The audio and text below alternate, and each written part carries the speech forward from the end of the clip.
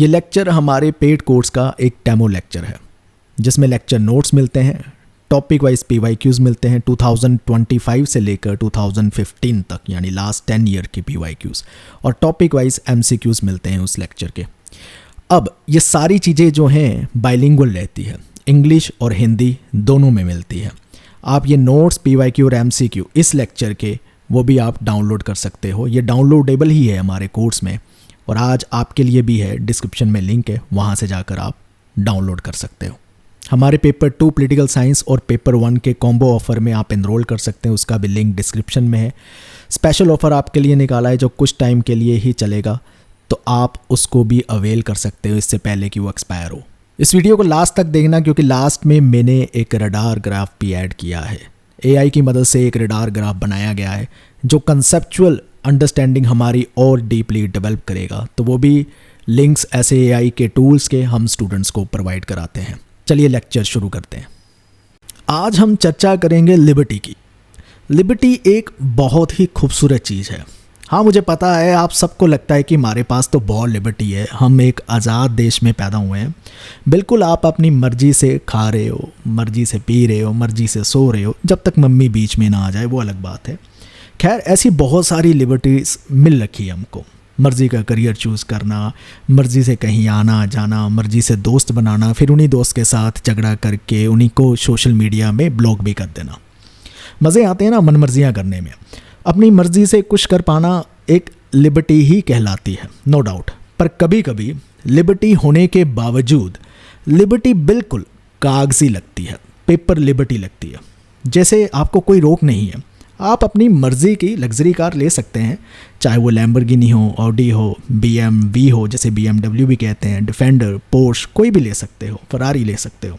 आप अपनी मर्ज़ी के ब्रांड ले सकते हो यार, गुच्ची लो, प्राडा लो, लुई विटॉन लो, कौन रोक रहा है? महंगे परफ्यूम लगाओ, डियोर का लगाओ, शैनाल का लगाओ, कुछ भी करो, कोई रोक रहा है? अब आप कहोगे ये एक ऐसी लिबर्टी है जो लिबर्टी होकर भी लिबर्टी जैसी नहीं लग रही है, क्योंकि आपको बेसिक लिबर्टीज़ तो हैं ही हैं, वो भी एक मुशक्क़त के बाद, ह्यूमन हिस्ट्री में बहुत सारे वॉर्स, कन्फ्लिक्ट्स होने के बाद वो सारी चीज़ें जो है आपको मिल रखी है। बेसिक से एडवांस लेवल की लिबर्टीज़ भी होती है, वो एक अलग बात है। तो लिबर्टी का ये जो विषय है, ये जो टॉपिक है, बहुत ही दुविधा वाला है। इसमें बहुत सारी दुविधा आती है, वो सारी दुविधा को भी हमने समझना है। लिबर्टी होती क्या है उसको कंसेप्चुअल लेवल पर समझना है।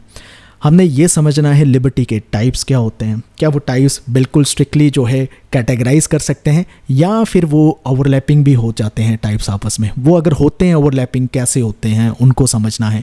अलग अलग थिंकर्स हैं लिबर्टी के, कुछ पुराने हैं क्लासिकल थिंकर्स, कुछ कंटेम्प्रेरी है।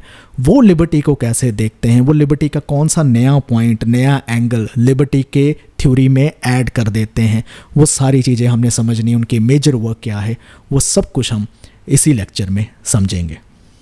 सबसे पहले हम कोशिश करते हैं लिबर्टी के कॉन्सेप्ट को समझने में, कि लिबर्टी का मीनिंग क्या होता है, इसमें क्या क्या चीज़ें ज़रूरी होती है। तो वो समझने के लिए हमें 3 सिचुएशन जो है वहाँ से शुरू करेंगे। पहली सिचुएशन में एक दिल्ली में रह रहा लड़का है जो आर्ट्स को एज ए करियर चूज़ करता है, साइंस को नहीं। इसको लिबर्टी एज चॉइस आप कह सकते हो। हालांकि वो अलग बात है, हो सकता है कि वो आर्ट्स इसलिए चूज़ कर रहा है क्योंकि फैमिली की इनकम इतनी ज़्यादा नहीं है कि साइंस चूज़ करे, महंगी महंगी कोचिंग में जाए, एग्ज़ाम दे, इंजीनियरिंग जैसी चीज़ों को परस्यू कर पाए, वो अलग चीज़ है। बट हम मान के चल दें ये उसने अपनी ही चॉइस से लिया है। तो लिबर्टी में एक चीज़ आपको पता चल रही, चॉइस ज़रूरी है होना। दूसरी चीज़ होगी है कि एक जर्नलिस्ट को जेल में डाल दिया जाता है क्योंकि वो किसी मिनिस्टर या किसी पॉलिटिशियन की करप्शन को एक्सपोज कर रहा था, गवर्नमेंट की करप्शन को एक्सपोज कर रहा था। तो यहाँ पर आप कह सकते हो कि उसकी जो फ्रीडम ऑफ स्पीच है उसमें एक बाधाएं हैं, वो ब्लॉक कर दी गई। उसी बाधाओं को हम कॉन्स्टेंट कहते हैं। तो यहाँ पर हो गया कि लिबर्टी में दूसरी चीज़ या दूसरा एलिमेंट होना भी ज़रूरी है, वो है कॉन्स्टेंट ना होना। तीसरी चीज़ है, एक चाइल्ड के पास राइट टू एजुकेशन है, शिक्षा का अधिकार है, लेकिन उसके गांव में कोई स्कूल ही नहीं है। तो इसका मतलब है वो पढ़ेगा कैसे? तो चाहे कागज़ों में लिबर्टी लिख रखी है, दे रखी है, उसको लिबर्टी का ये राइट भी मिल रखा है, बट उसको अनेबलिंग कंडीशंस ही नहीं दी गई। ठीक है, वो पर्याप्त अनुकूल परिस्थितियां ही नहीं दी गई जिसके चलते हुए वो एजुकेशन ले सकता है। तो इसका मतलब लिबर्टी में एक तीसरा एलिमेंट भी ऐड हो जाता है, वो है कंडीशंस, अनेबलिंग कंडीशंस होना ज़रूरी है। तो यहाँ से क्या पता चलता है कि आपको चाहे लिबर्टी एज ए राइट मिल जाता है, लेकिन एक्चुअली आप उसे यूज़ कर पा रहे हो या नहीं कर पा रहे हो, वो सारी चीज़ों पर निर्भर करता है कि लिबर्टी कैसे मिल रखी है या नहीं मिल रखी है। तो लिबर्टी सिर्फ एक लीगल राइट्स नहीं रह जाता है। जब आप अपनी चॉइसेस को फ्रीली एक्सरसाइज कर पाओ, तब जाकर ही आप लिबर्टी को सही तरीके से यूज़ कर पा रहे हो। तो लिबर्टी के 3 एलिमेंट्स बनते हैं, याद रखना। एक चॉइस हो गया कि आप अपनी मर्ज़ी से कुछ करना चाहते हो, वो हो गया चॉइस। फिर आपको कोई रोक नहीं रहा है, कोई बैरियर नहीं है उस चीज़ को करने के लिए। और तीसरी चीज़ है कि एनेबलिंग कंडीशंस हैं उस चीज़ को करने के लिए भी। एग्जाम्पल के लिए आप एक गाड़ी चलाना चाहते हो, तो गाड़ी चलाना सीखना चाहते हो तो उसके लिए आपको कार चाहिए, एक ड्राइवर चाहिए जो आपको सिखा सके, एक अच्छी रोड चाहिए सुविधा वाली जहाँ पर कोई एक्सीडेंट होने की संभावना ना हो सके। अब इसमें गाड़ी सीखना जो है वो आपकी चॉइस होगी, और कोई लॉ आपको रोक भी नहीं रहा कि आप 18+ हो तो आप गाड़ी चलाना सीख भी सकते हैं, चला भी सकते हैं। तो इसका मतलब है किसी तरह की बाधाएं भी नहीं है, बैरियर्स नहीं है। और इनेबलिंग कंडीशन जैसे कि आपको गाड़ी मिल जाती है चलाने के लिए, आपको एक ड्राइवर भी मिल जाता है, एक अच्छी रोड भी मिल जाती है, ये तीनों चीज़ों का जब मिलन होता है तब लिबर्टी सही तरीके से जो है एक्सरसाइज की जाती है। सो लिबर्टी की कोई एक सिंगल डेफिनेशन नहीं हो सकती, बट कम से कम ये चीज़ आप मान के चल सकते हैं कि ये अगर 3 एलिमेंट्स कहीं पर हैं, चॉइस है, एब्सेंस ऑफ बैरियर्स है, अनेबलिंग कंडीशंस है, तो आप लिबर्टी एक्सरसाइज कर सकते हैं। यहाँ अनेबलिंग कंडीशन पे आप वापस उस एग्जांपल पे भी जा सकते हैं जो मैंने शुरू में किया था, लग्जरी चीज़ें लेने वाली, कि आप लग्जरी चीज़ें लेने के लिए आपके पास लिबर्टी है, लेकिन आप कर क्यों नहीं पा रहे हो, ले क्यों नहीं पा रहे हो, अनेबलिंग कंडीशन ही नहीं है, आपके पास इतना इनकम नहीं है। तो ये एनेबलिंग कंडीशन बनेगी तो आप हो सकता है उस लेवल की लिबर्टी को भी इंजॉय करने लगो। आप वहाँ तक पहुँच ही नहीं पा रहे हो, ऐसी कंडीशन नहीं बन रखी कि आप रोज़मर्रा की ज़िंदगी में बेसिक लिबर्टीज़ के लिए ही लड़ रहे हो, आप अपनी बेसिक नीड्स से ऊपर ही नहीं उठ पा रहे हो, क्योंकि बेसिक नीड्स के बाद एक नई नीड्स शुरू होती है, वो होता है लग्जरी लाइफ जीना। तो एनेबलिंग कंडीशंस है नहीं है, वो सारी चीज़ें आप सोच सकते हो। तो इनमें से अगर कोई एक भी एलिमेंट मिसिंग है, याद रखना लिबर्टी जो होगी पार्शियल होगी, यानी आधी अधूरी होगी, इल्यूजरी होगी, मन घड़त होगी, लिबर्टी नहीं होगी अच्छे से। ट्रू लिबर्टी में ये चीज़ होनी ज़रूरी है कि लोग अपने हिसाब से सोच सके, जो कहना चाहते हैं वो कह सके, और एक्शन ले सके बिना किसी के इंटरफेरेंस के। ये सभी चीज़ें जब होंगी इन्वॉल्व तो लिबर्टी होगी। तो लिबर्टी में सोशल, इकोनॉमिक, लीगल बैरियर्स जो है वो भी रिमूव होने चाहिए, तभी लिबर्टी को अच्छे तरीके से एक्सरसाइज किया जा सकता है। जेन्युइन लिबर्टी वो है जहाँ पर आपको राइट्स तो मिल रखे हैं बहुत सारी चीज़ें करने के, मतलब कागज़ों में, फॉर्मल लिबर्टी आप कह सकते हो कि कॉन्स्टिट्यूशन में गारंटी की गई है, लेकिन आपके पास कैपेसिटी भी होनी चाहिए। कैपेसिटी अप्रोच हम पढ़ेंगे भी अमर्त्य सेन की, कि आप कैपेबल भी होने चाहिए उसको एक्सरसाइज करने के लिए, उस राइट्स को इंजॉय करने के लिए। तो ये सभी चीज़ें जो हैं कहीं ना कहीं लिबर्टी के बारे में हमें समझा देती है कि क्या है। अब लिबर्टी की बेसिक टाइप समझते हैं कि लिबर्टी कैसी कैसी हो सकती है। सबसे पहले एक कोर आइडिया समझ लेते हैं कि लिबर्टी की मल्टीपल फॉर्म्स होती है। Civil liberty, political liberty, economic liberty, ये उसकी मल्टीपल फॉर्म्स है। ये ओवरलैपिंग भी हो सकती है, कैसे ये ओवरलैप करती है एक दूसरे के साथ उसको भी हम समझेंगे, विद एग्जाम्पल समझेंगे। लेकिन सबसे पहले हम समझते हैं कि ये जो डिफरेंट एस्पेक्ट्स है लिबर्टी के टाइप के, सिविल, पॉलिटिकल, इकोनॉमिक, इसके क्या मायने होते हैं। सबसे पहले आती है सिविल लिबर्टी। सिविल लिबर्टी का मतलब है जब इंडिविजुअल्स को किसी आर्बिट्रेरी एक्शन से प्रोटेक्ट किया जाता है, चाहे वो स्टेट हो या फिर कोई और हो। यहाँ पर उसकी पर्सनल डिग्निटी और ऑटोनॉमी को प्रोटेक्ट करने की कोशिश की जाती है, वो सिविल लिबर्टी में आ जाता है। जैसे कि freedom of speech, freedom of religion, freedom of movement, privacy, equality before the law और प्रॉपर्टी राइट्स, ये सब कुछ सिविल लिबर्टी में आ जाता है और ये सिविल राइट्स भी कहलाते हैं। जॉन लॉक बात करते हैं जैसे natural rights to life, liberty and property, ये 3 चीज़ों की बात करते हैं। वो कहते हैं कि ये फंडामेंटल है ह्यूमन एंटाइटलमेंट्स के लिए, यानी आप अगर ज़िंदगी जी रहे हो एज ए ह्यूमन बीइंग और उस ज़िंदगी को सही तरीके से जीने के लिए ये बेसिक 3 राइट्स तो आपको मिलने चाहिए, जिसमें है नेचुरल राइट्स टू लाइफ, उसमें एक लिबर्टी भी आता है। तो इसलिए जॉन लॉक को मेंशन किया गया है कि लिबर्टी उनके लिए मोस्ट इम्पॉर्टेंट एलिमेंट है। एक अच्छी ज़िंदगी जीने के लिए। वहीं J.S. मिल भी ऑन लिबर्टी अपनी बुक में बात करते हैं। वो फ्रीडम ऑफ थॉट पर बहुत ज़्यादा एम्फेसाइज करते हैं, freedom of thought and expression पे, कि समाज की अगर सही तरीके से डेवलपमेंट होगी, कोई सोशल प्रोग्रेस होगी, वो इसी पर निर्भर करती है कि उस सोसाइटी में freedom of thought and expression कितना सही तरीके से दिया गया। क्या इंसान फ्रीली है, जो भी सोचना चाहता है, कोई नई इनोवेशन करना चाहता है, कोई नई चीज़ें बताना चाहता है जो पॉपुलर ओपिनियन से हटकर हो, सो दैट प्रोग्रेस हो सके, कुछ नई चीज़ें भी समाज में आ सके, और क्या वो फ्रीली एक्सप्रेस कर सकता है इन सब चीज़ों को। इसलिए वो लिबर्टी को, खास करके liberty of thought and expression को बहुत ही खूबसूरत तरीके से ऑन लिबर्टी में अपनी राइटिंग में डिफेंड करते हैं। वहीं B.R. अम्बेडकर जैसे भी थिंकर्स हैं जिन्होंने सिविल लिबर्टीज़ को इंडियन कॉन्स्टिट्यूशन में ऐड किया है, सो दैट मार्जिनलाइज्ड कम्युनिटीज़ को भी प्रोटेक्ट किया जा सके। फिर आती है पॉलिटिकल लिबर्टी की बात। पॉलिटिकल लिबर्टी में बेसिकली वो सारे राइट्स आ जाते हैं या वो सारी लिबर्टी आ जाती है, जैसे कि आप वोट दे सकते हो, किसको देना है, इलेक्शंस में आपने कॉन्टेस्ट करना है, कोई पार्टी बनानी है, या किसी डिबेट में एंगेज होना है, या किसी प्रोटेस्ट में एंगेज होना है। ये सभी सारी चीज़ें पॉलिटिकल लिबर्टी में कवर हो जाती है। पॉलिटिकल लिबर्टी में बेसिकली ये कहा जाता है कि ये डेमोक्रेसी के लिए बहुत ही एक एसेंशियल पार्ट है। ये इंश्योर करता है कि डेमोक्रेसी में आपके ऊपर कोई डिक्टेटर राज ना करे, आप ही राज कर रहे हो, क्योंकि आप पार्टी बनाकर खुद इलेक्शन जीत सकते हो, पावर अपने हाथ में ले सकते हो और फिर उसी को एक्सरसाइज कर सकते हो। इसको कहते हैं कि ये सेल्फ रूल भी इंश्योर करता है, और इसी के चलते हुए अकाउंटेबिलिटी भी बनी रहती है कि आप किसी को वोट देकर हटा भी सकते हो कि नहीं मैं इसको चूज़ करेंगे। तो ये सारी चीज़ें क्या करती है, ये पावर कंसंट्रेशन नहीं बनने देती, इसलिए पॉलिटिकल लिबर्टी होना ज़रूरी है। यहाँ पर इसका एक समझ भी लेते हैं कि जिस सोसाइटी में या जिस कंट्री में पॉलिटिकल लिबर्टी ज़्यादा दी जाएगी, अच्छे से प्रोटेक्ट की जाएगी, उसमें संभावना ही नहीं है कि वो अथॉरिटेरियन बन जाएगी सोसाइटी या उसमें कोई डिक्टेटर आ जाएगा। जितनी ज़्यादा पॉलिटिकल लिबर्टी आएगी उतने चांसेस कम हो जाएंगे कि कंसंट्रेशन ऑफ पावर वहाँ पर नहीं होगी। रूसो द सोशल कॉन्ट्रैक्ट में कहते हैं कि सही मानने में ट्रू फ्रीडम तभी एग्जिस्ट करती है जब सिटीज़न कोई लॉ को फॉलो करते हैं, खास करके वो लॉ जो उन्होंने खुद बनाए हैं या अपने रिप्रेजेंटेटिव के थ्रू बनाए हैं। अगर वो उनको फॉलो करेंगे अच्छे से तो आप कह सकते हो वो फ्रीडम को अच्छे से एक्सरसाइज कर रहे हैं। रूसो का आइडिया भी हम लिबर्टी का आगे चल के और समझेंगे। Montesquieu the spirit of law में उनकी एक मेजर राइटिंग है, वो चेक्स एंड बैलेंस की बात करते हैं कि अगर पॉलिटिकल फ्रीडम बनाकर रखनी है, उसको सेफ गार्ड करना है, तो बहुत सारे इंस्टीट्यूशन जैसे लेजिस्लेचर, एग्जीक्यूटिव, जुडिशरी, इसमें चेक्स एंड बैलेंस बनाकर रखने की ज़रूरत है। सेपरेशन ऑफ पावर का होना ज़रूरी है।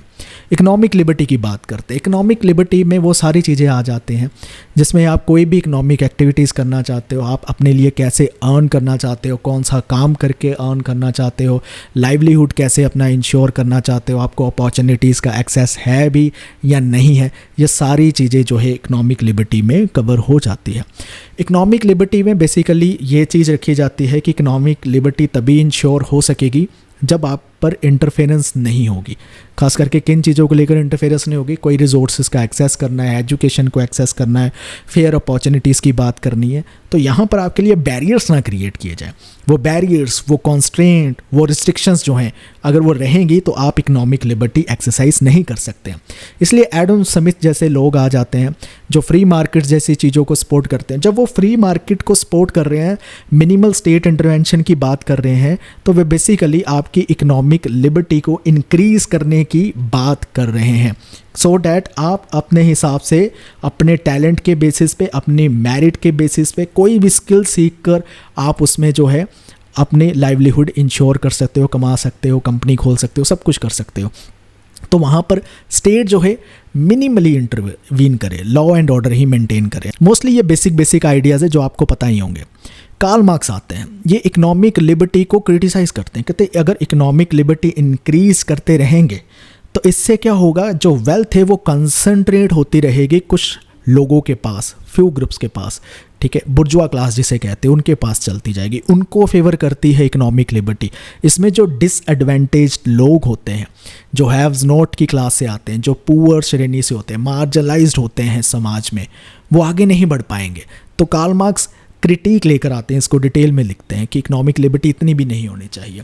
वहीं अमर्त्य सेन कहते हैं अगर इकोनॉमिक लिबर्टी देनी है दीजिए आप, लेकिन इसके साथ कुछ चीज़ें और भी आपने इंश्योर करनी है। आपने लोगों की कैपेबिलिटीज़ भी इंक्रीज़ करते जाना है, क्योंकि अमर्त्य सेन ने कहा है कि आपकी एक बहुत बड़ी मिथ है कि आपको लगता है कि गरीब इक्वल हो जाएंगे अमीर के बराबर अगर उनकी जेब में पैसा डाल दोगे। कहते हैं ऐसे कुछ नहीं होने वाला, वो खर्च कर लेंगे, वो ख़त्म हो जाएगा, कहानी ख़त्म हो जाएगी। आप उन्हें कैपेबल बनाओ, एजुकेशन के थ्रू कैपेबल बनाओ, उनको हेल्दी बनाओ, उनको सोशल सपोर्ट दो, सो डैट वो एक्चुअली अपनी लिबर्टी को एक्सरसाइज भी कर सकें और पूरी डिग्निफाइड लाइफ जो है वो जी सकें। अमर्त्य सेन का आइडिया भी हमने आगे पढ़ना है। अब हमने समझना है कि लिबर्टीज़ की ये जो हम टाइप समझ रहे हैं ये ओवरलैप कैसे कर जाती है। ओवरलैप करने का मतलब ये होता है कि सिविल, पॉलिटिकल, इकोनॉमिक लिबर्टीज़ की जो हमने टाइप पढ़ी है ये कभी कभी एक दूसरे को रीइंफोर्स भी करने लगती है। जैसे कि राइट टू प्रोटेस्ट क्या है, ये एक सिविल लिबर्टी का भी पार्ट है जिसमें आप फ्रीडम ऑफ असेंबली की आपको लिबर्टी मिलती है। वहीं यही right to protest political liberty भी बन जाता है जब पॉलिटिकल पार्टिसिपेशन की बात आती है, क्योंकि प्रोटेस्ट में पार्टिसिपेट करना पॉलिटिकल पार्टिसिपेशन भी है। तो इस तरह से ये हम कहते हैं कि ये स्ट्रिक्टली कभी भी आप इनको अलग अलग डिस्टिंक्टिवली कैटेगराइज नहीं कर सकते हो, इनमें दोनों चीज़ें भी शामिल हो सकती है। यानी एक राइट में सिविल लिबर्टी और पॉलिटिकल लिबर्टी दोनों मिल रही है। अब एक और एग्जाम्पल लीजिए, ट्रेड यूनियंस जो है बनती हैं वो बात कर रहे हैं इकोनॉमिक लिबर्टी की, वर्कर के राइट्स की बात की जा रही है। वहीं जो यूनियन है, ट्रेड यूनियन अपने आप में ये पॉलिटिकल लिबर्टी भी की भी एग्जाम्पल बन जाती है, खासकर तब जब वो गवर्नमेंट को प्रेशराइज करते हैं, उनकी पॉलिसी को वो इन्फ्लुएंस करना चाहते हैं। तो यहाँ पर वो ही लिबर्टी जो अब तक इकोनॉमिक लिबर्टी तक सीमित थी वो पॉलिटिकल लिबर्टी भी बन जाती है। वहीं फ्रीडम ऑफ स्पीच एक सिविल राइट है, लेकिन ये क्रूशियल भी है किसके लिए, पॉलिटिकल डिबेट करने के लिए, इकोनॉमिक एडवोकेसी के लिए। तो फ्रीडम ऑफ स्पीच चाहे सिविल राइट है, लेकिन कहीं ना कहीं इसके साथ इकोनॉमिक लिबर्टी को भी ये इन्फ्लुएंस कर पाएगा और पॉलिटिकल लिबर्टी को भी इन्फ्लुएंस कर रहा है। तो इस तरह से आप कह सकते हो ये ओवरलैप हो रही है। ओवरलैप होने का मतलब अब एक ये भी है कि ये जितनी भी लिबर्टीज़ है अपने आप में इतनी इंटरकनेक्टेड है कि अगर आप इसमें से किसी एक को लिमिट करने की कोशिश करोगे और हो सकता है एक को लिमिट करने के चक्कर में दूसरी जो लिबर्टी है वो भी वीकन होती जाए। मान लीजिए जहाँ पर सिविल लिबर्टी कम करने की कोशिश की जा रही है, इकोनॉमिक लिबर्टी को भी हार्म पहुँच सकता है और साथ में पॉलिटिकल लिबर्टी को भी वहाँ पर हार्म पहुँच सकता है। तो रियल वर्ल्ड की जो फ्रीडम्स होती है या रियल वर्ल्ड की जो लिबर्टी होती है वो एक कैटेगरी में फिट नहीं हो सकती है। वो ऐसे फंक्शन करती है जैसे एक साथ फंक्शन कर रही है और एक लिबर्टी जैसे दूसरी लिबर्टी के सपोर्ट में आ रही है। तो यही है ओवरलैपिंग लिबर्टीज़ की कैसे स्ट्रिक्टली कैटेगराइज करना जो है रियल लाइफ में मुश्किल हो जाता है। अब हमने समझना है कि कौन से मेजर थिंकर्स हैं और उनके लिबर्टी को लेकर क्या क्या पर्सपेक्टिव है। सबसे पहले इसमें नाम आता है हॉब्स का। हॉब्स कहते हैं लिबर्टी जो है उसका मतलब है कि एक्सटर्नल कॉन्स्ट्रेंट ना होना, उनका एब्सेंस होना। तो हॉब्स की जो लिबर्टी की बात है ना, वो ये नहीं देख रहे लिबर्टी अच्छी होती है, लिबर्टी बुरी होती है, लिबर्टी कैसी होनी चाहिए, बहुत ही डिस्क्रिप्टिव डेफिनेशन देते हैं। तो अगर कहीं एग्जाम में पूछ लिया कि हॉब्स की लिबर्टी कैसी है तो डिस्क्रिप्टिव है, सिर्फ डिफाइन कर रहे हैं, नॉर्मेटिव नहीं है। वो इन चीज़ों में, इन झमेलों में पढ़ ही नहीं रहे हैं कि लिबर्टी कैसी होनी चाहिए, क्या लिबर्टी अच्छी होती है या लिबर्टी नहीं होती है। वो सिंपली कह रहे हैं लिबर्टी का मतलब होता है जहाँ पर लॉ नहीं है। अपनी लेवियाथन की बुक जो 1651 में आती है उसमें कहते हैं liberty is the silence of the law. यहाँ पर लॉ, कानून आपको रोक टोक नहीं कर रहा है, वहाँ आपके पास लिबर्टी है, वहाँ पर आप कर सकते हो। लेकिन जहाँ पर लॉ आपको रोक रहा है कुछ करने को, वहाँ पर आपके पास लिबर्टी नहीं है। हॉब्स इतनी सिंपल डेफिनेशन जो है लिबर्टी की लेकर आते हैं। तो ये कहते हैं स्टेट ऑफ नेचर, जो हॉब्स का एक हाइपोथेटिकल कॉन्सेप्ट है ये बताने के लिए कि जब स्टेट एग्जिस्ट नहीं करती थी, जब सरकारें एग्जिस्ट नहीं करती थी, कोई लॉ एंड ऑर्डर जैसी सिचुएशंस एग्जिस्ट नहीं करती थी, जुडिशरी नहीं होती थी, पुलिस नहीं है, उसे स्टेट ऑफ नेचर वो कहते हैं। और वो कहते हैं ऐसी स्टेट ऑफ नेचर में इंसानों के पास क्या होगा, उनके पास एक एब्सोल्यूट लिबर्टी होगी या टोटल लिबर्टी होगी। मतलब हर तरह की लिबर्टी है, कोई भी रोक टोक उन्हें रहा नहीं है क्योंकि रोक टोक करने वाला कोई वहाँ पर है ही नहीं। बट कहते हैं ऐसी कंडीशन में हो ये जाएगा जब एब्सोल्यूट उनको लिबर्टी मिल जाएगी तो वो लिबर्टी में आपकी लाइफ जो है वो इनसिक्योर हो जाएगी, वायलेंट हो जाएगी। कोई भी आपको मार सकता है, कोई भी आपने मेहनत से कमाई की है उसको चुरा सकता है, थेफ्ट बढ़ जाएंगे। तो इसलिए स्टेट ऑफ नेचर में वो कहते हैं एब्सोल्यूट लिबर्टी एग्जिस्ट करती है। अब ऐसी स्टेट ऑफ नेचर में जहाँ पर एब्सोल्यूट लिबर्टी एग्जिस्ट करती है, लिबर्टी तो एंजॉय कर रहे हैं लेकिन साथ में उनकी लाइफ जो है पुअर, ब्रूटिश, नास्टी हो गई है। ये हॉब्स वर्ड भी यूज़ करते हैं, कहते हैं इससे बचने के लिए वो क्या करेंगे, वो एक सोशल कॉन्ट्रैक्ट करेंगे आपस में और एक सॉवरेन अथॉरिटी बनाएंगे जो लॉ एंड ऑर्डर को मेंटेन करे, उनकी लाइफ को सिक्योर कर सके। अब ये जो सॉवरेन अथॉरिटी आ जाएगी, ये सॉवरेन अथॉरिटी एब्सोल्यूट होगी। एब्सोल्यूट होने का मतलब है बहुत ही ज़्यादा पावरफुल होगी और इतनी ज़्यादा पावरफुल होगी कि ये अब डिसाइड करेगी कि इंसान क्या कर सकते हैं, क्या नहीं कर सकते हैं, क्योंकि इसका काम है उनकी लाइफ को सिक्योर करना, लॉ एंड ऑर्डर की सिचुएशन को मेंटेन रखना। तो जब ये बताएगी क्या कर सकते हैं, क्या नहीं कर सकते हो, तो फिर कहते हैं फिर लिबर्टी बची क्या? लिबर्टी वही है जो लॉ अलाउ करेगा। तो इसीलिए वो कहते हैं liberty is the silence of law. तो स्टेट ऑफ नेचर में एब्सोल्यूट लिबर्टी है और सोशल कॉन्ट्रैक्ट के बाद जब स्टेट बन रही है, कोई गवर्नमेंट बन रही है, सॉवरेन आ रहा है, तब भी लिबर्टी है। लेकिन लिबर्टी तब उतनी है जितनी लॉ में आपको परमिटेड है, उससे ज़्यादा नहीं है। जहाँ पर लॉ आपको रिस्ट्रिक्ट नहीं कर सकता है वहाँ पर आप फ्री हो। तो ये हॉब्स की लिबर्टी को लेकर डेफिनेशन है या समझ है। एक लॉक की बात करते हैं कि वो लिबर्टी को कैसे देखते हैं। वो सबसे पहले कहते हैं लिबर्टी जो है उसका मतलब है कि आपके पास अधिकार है कि आप कुछ कर सकते हो विद इन नेचुरल लॉ, ठीक है। लेकिन ये जो विद इन नेचुरल लॉ आप लिबर्टी को एक्सरसाइज कर सकते हो, उसका मतलब ये नहीं कि आप कुछ भी कर सकते हो, क्योंकि कुछ नेचुरल लॉ भी आपको कुछ चीज़ें रिस्ट्रिक्ट करने के लिए कहेंगे। इन चीज़ों को भी हम समझते हैं। इंडिविजुअल्स वो कहते हैं नेचुरल राइट्स के साथ ही बॉर्न होते हैं। Right to life, liberty and property, ये तीन राइट्स जो हैं नेचुरल राइट्स ने उनको दे रखे हैं। अपनी book second treatise of government जो 1689 में पब्लिश होती है, वो यहाँ पर हॉब्स से थोड़ा उल्टा बोलते हैं। वो कहते हैं जहाँ पर लॉ नहीं है वहाँ पर लिबर्टी है, हॉब्स बोलते हैं। लेकिन लॉ कहते हैं जहाँ पर लॉ है वहाँ पर ही लिबर्टी है। लॉ बनता है लिबर्टी को प्रोटेक्ट करने के लिए, डिस्ट्रॉय करने के लिए नहीं। जहाँ पर कानून ही शांत है वहाँ पर अच्छी तरह से लिबर्टी एक्सरसाइज नहीं की जा सकती। तो लिबर्टी को एक्सरसाइज करने के लिए, लिबर्टी को प्रोटेक्ट करने के लिए लॉ का होना ज़रूरी है।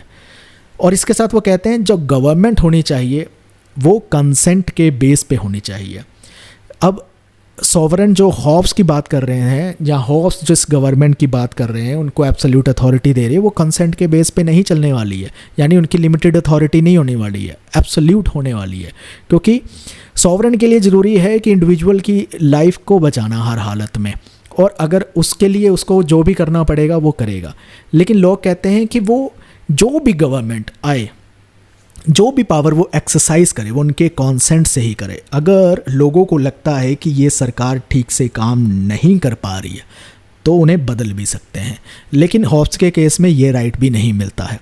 तो इसलिए लोग जो इस्टेब्लिश करना चाहते हैं वो बहुत ही एक लिमिटेड अथॉरिटी, लिमिटेड स्टेट या आप कह लो एक मिनिमल स्टेट जो है इस्टेब्लिश करना चाहते हैं।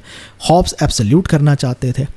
अब लॉ किसकी एक एग्जाम्पल देते हुए कहते हैं कि स्टीलिंग जो है वो अपने आप में फ्रीडम नहीं कहलाई जा सकती नेचुरल राइट्स के दायरे में। कि आपको नेचुरल राइट्स में ठीक है लिबर्टी का राइट है, आप कुछ भी कर सकते हो, और चाहे वहाँ पर दुनिया का जो कानून है लॉ वो कुछ भी कह रहा हो, लेकिन स्टीलिंग जो है वो अपने आप में ही गलत हो जाएगी। वो अपने आप में कैसे गलत हो जाएगी? क्योंकि एक नेचुरल राइट है राइट टू प्रॉपर्टी।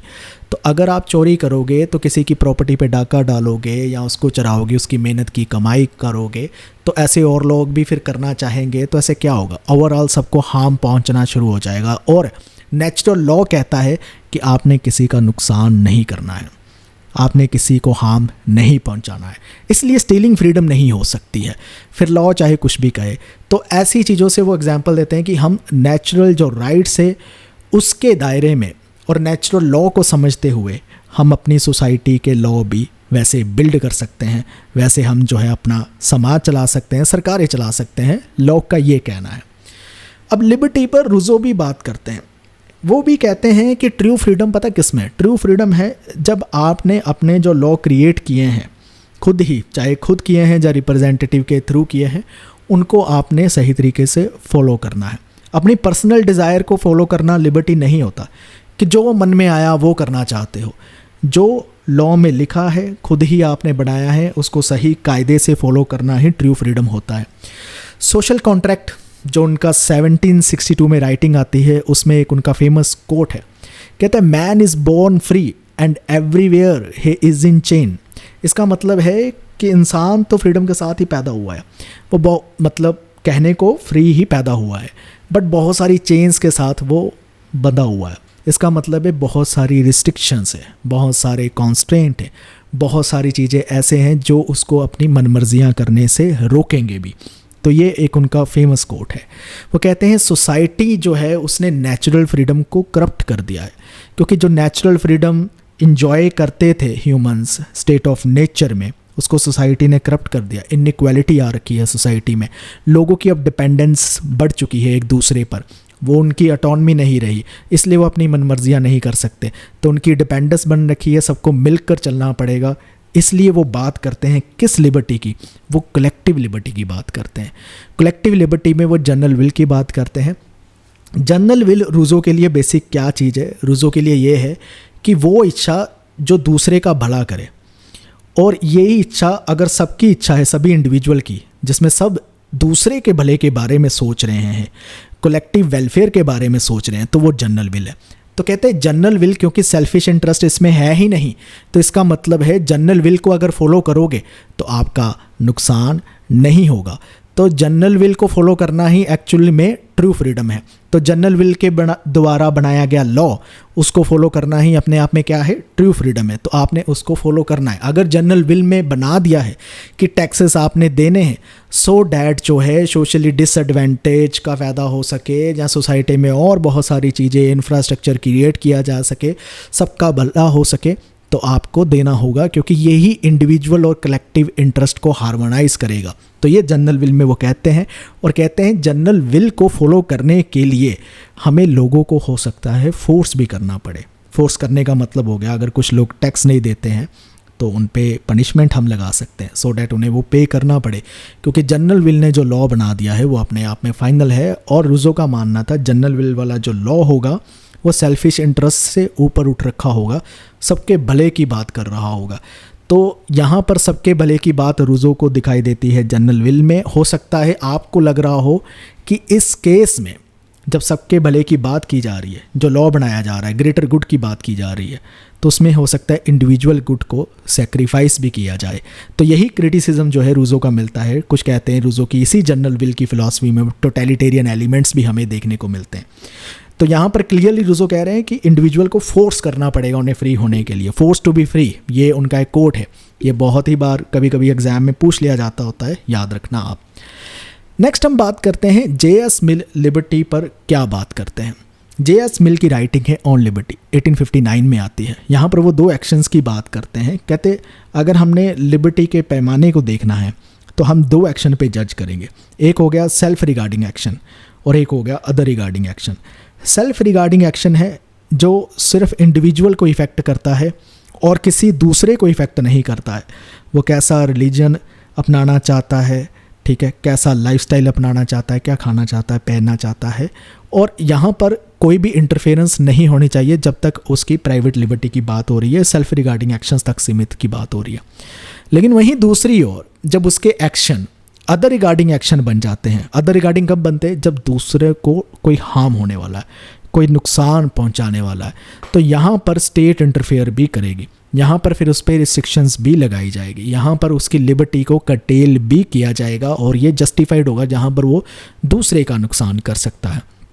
कोई भी सेल्फ रिगार्डिंग एक्शन आपका अदर रिगार्डिंग एक्शन बन सकता है। इसमें क्लियरली लाइन हमें नहीं दिखाई देती है। ये एक फिलॉसफिकल डिबेट और क्रिटिसिज्म भी है इसी J.S. मिल के आइडिया का, कि जैसे कि कोई अगर ड्रग्स ले रहा है अपने रूम में बैठकर, तो वो सेल्फ रिगार्डिंग एक्शन है, ठीक है, वो अपने आप को इफ़ेक्ट कर रहा है अभी तक। लेकिन अगर इसकी एक और लेयर ऐड कर दी जाए जिसकी वजह से वो काम काज नहीं कर पा रहा है, फैमिली उस पर डिपेंड है, वो अपने घर में एक लौता है जो कमा रहा है, तो ये क्या होगा? उसकी फैमिली को नुकसान पहुंच रहा है, तो ये हो गया अदर रिगार्डिंग एक्शन। तो कभी भी कोई भी self regarding action other regarding action बन जाता है, इसमें देरी नहीं लगती है। ये एक अलग क्रिटिसिज्म है, बट मिल ने मोटे तौर पे समझाने की कोशिश की है कि हमने कहाँ पर लिबर्टी में इंटरफेयर करना और कहाँ पर नहीं करना, सेल्फ रिगार्डिंग और अदर रिगार्डिंग और हार्म प्रिंसिपल का कंसेप्ट लेकर हमें समझाने की कोशिश की है। कि हार्म प्रिंसिपल में वो बेसिकली कहते हैं कि फ्रीडम जो है लिमिटेड होंगी, आप फ्रीडम जितनी मर्जी इंजॉय करोगे, लेकिन जहाँ पर बात आती है कि आप किसी को नुकसान पहुँचा सकते हो, वहाँ पर इंटरफेरेंस जो है हो जाएगी। तो यहाँ पर कहते हैं अनपॉपुलर ओपिनियन रखना, मतलब यहाँ पर पूरी दुनिया एक तरफा बात कर रही है और आप अकेले कोई एक नई बात कर रहे हो, तो मिल कहते हैं जायज़ है, मैं उसको पूरा डिफेंड भी करूँगा, लेकिन आपकी कुछ कही हुई बात जहाँ पर आप कुछ बोल रहे हो और उसके चलते हुए वायलेंस हो सकती है, रॉयट्स हो सकते हैं, ऐसी चीज़ें आप स्पीचेस दे रहे हो, तो वहाँ पर गलत है, वहाँ पर रिस्ट्रिक्शंस लगना जायज़ है, क्योंकि ये चीज़ें दूसरों को हार्म भी कर सकती है। ये सारी चीज़ों पर उन्होंने अपनी ऑन लिबर्टी की राइटिंग पर क्लियरली सब बता रखा है। लिबर्टी की जब बात आती है तो बात आती है बर्लिन की भी, क्योंकि बर्लिन ना 1958 में कुछ ऐसे लिखते हैं जो काफ़ी फेमस हो जाता है। ये कहते हैं कि लिबर्टी कोई एक कंसेप्ट नहीं है, ये दो कंसेप्ट है। लिबर्टी दो कंसेप्ट से हमें समझना होगा अगर हम समझना चाहते हैं। तो बर्लिन कहते हैं वो दो कंसेप्ट क्या है, एक है नेगेटिव लिबर्टी और एक है पॉजिटिव लिबर्टी। नेगेटिव लिबर्टी का मतलब हो गया यहाँ पर स्टेट को कोई एक्शन लेने की ज़रूरत नहीं है, एब्सेंस ऑफ इंटरफेरेंस जिसे आप कह सकते हो। जैसे कि आप अपना रिलीजन अपने हिसाब से प्रैक्टिस कर सकते हो, पाठ करना है कब करना है, पूजा करनी है कब करनी है, ठीक है, कौन से धर्म को मानना है, कौन से टेंपल में जाना है, मस्जिद में जाना है, कैसे करना है, नाच कर आपने अपने भगवान को खुश करना है, क्या करना है, ये सारी चीज़ें जो होगी नेगेटिव लिबर्टी में। नेगेटिव लिबर्टी वो लिबर्टी है जहाँ पर स्टेट को कुछ खास करना नहीं पड़ता, वो आप अपने हिसाब से खुद कर लोगे, क्या खाना पीना कब सोना, ये सब कुछ नेगेटिव लिबर्टी पे ही आ गया। वहीं दूसरी ओर पॉजिटिव लिबर्टी, पॉजिटिव लिबर्टी को आप ऐसे देख सकते हो जिसमें आपकी ऑटोनॉमी है, सेल्फ मास्टरी जिसे कहते हैं, सेल्फ डायरेक्शन कहते हैं, कि आप अपने आप को और ज़्यादा सक्षम बनाना चाहते हो, कैपेबल बनाना चाहते हो, लाइफ में ग्रो करना चाहते हो और अपनी पर्सनैलिटी को डेवलप करना चाहते हो, एक लेवल पर लेकर जाना चाहते हो। अब ये चीज़ें तभी मुमकिन होंगी जब आपको कुछ कंडीशंस अनेबल कराई जाएंगी।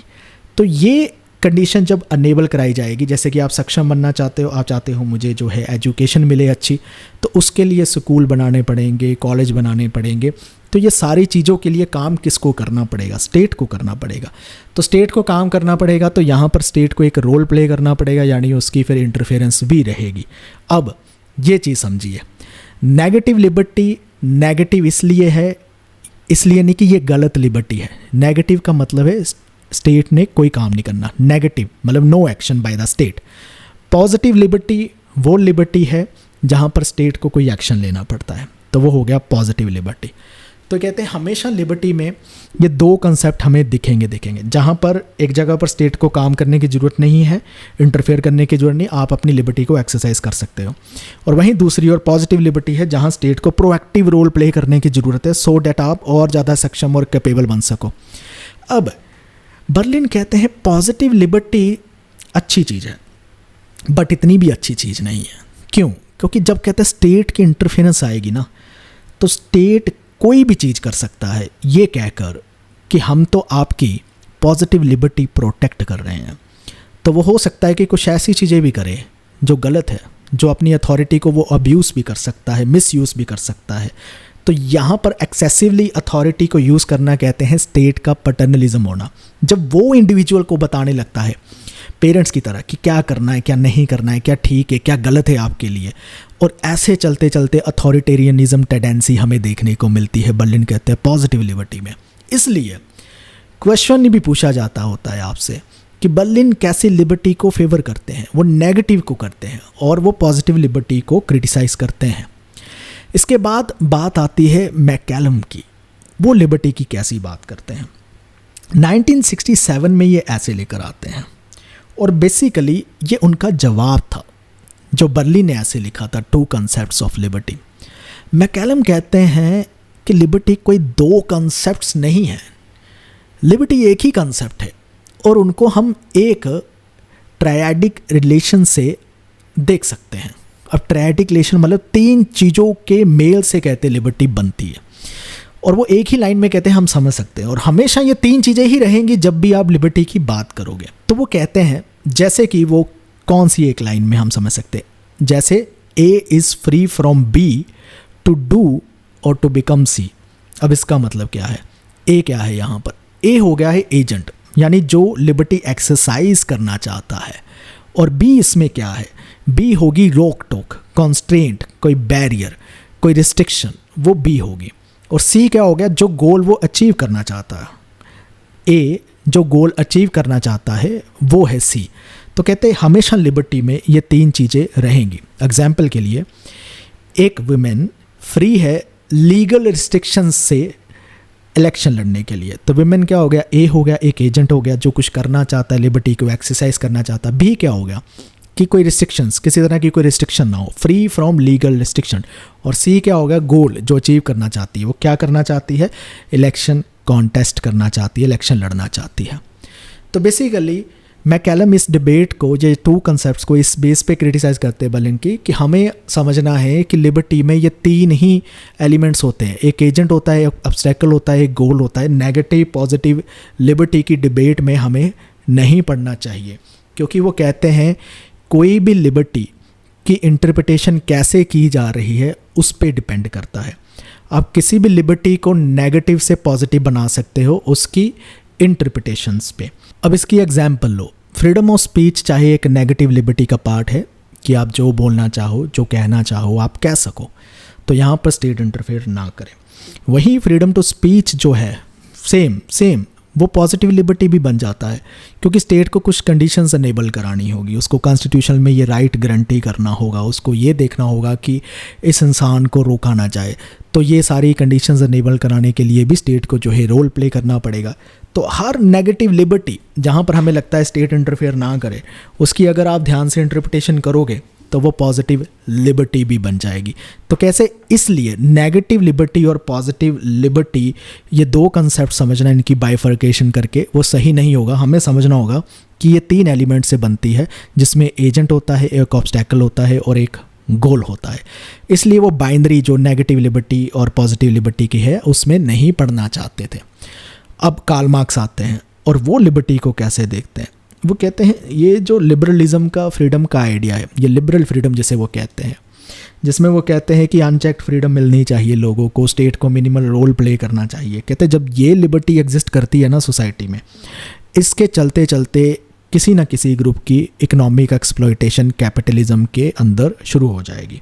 जैसे हमने पहले भी एग्जाम्पल में बात की कि कार्ल मार्क्स कहते हैं जैसे ही आप इकोनॉमिक लिबर्टी को इंक्रीज़ करने लगोगे तो वैसे ही होगा ये कि पावर जो है, यानी वेल्थ की जो पावर है या वेल्थ की कंसंट्रेशन है, कुछ खास लोगों के हाथ में जाने लगेगी, और कुछ खास लोग ऐसे हैं जो नहीं मिलेगी, जिनको ये वेल्थ नहीं मिलेगी, उससे जो है ये पीछे रह जाएंगे, मार्जिनलाइज हो जाएंगे, हैव्स नॉट की क्लास बन जाएंगे। इसलिए वो कहते हैं ये जो लिबर्टी की बातें की जा रही है, जैसे कि प्रॉपर्टी राइट्स की बात की जा रही है, लाइफ की बात की जा रही है, कहते हैं इसके चलते हुए हो क्या रहा है, वर्कर को कंपेल किया जा रहा है वो अपनी लेबर को सेल करे जस्ट सरवाइव करने के लिए, क्योंकि उनके पास कोई चॉइस ही नहीं बच रही है।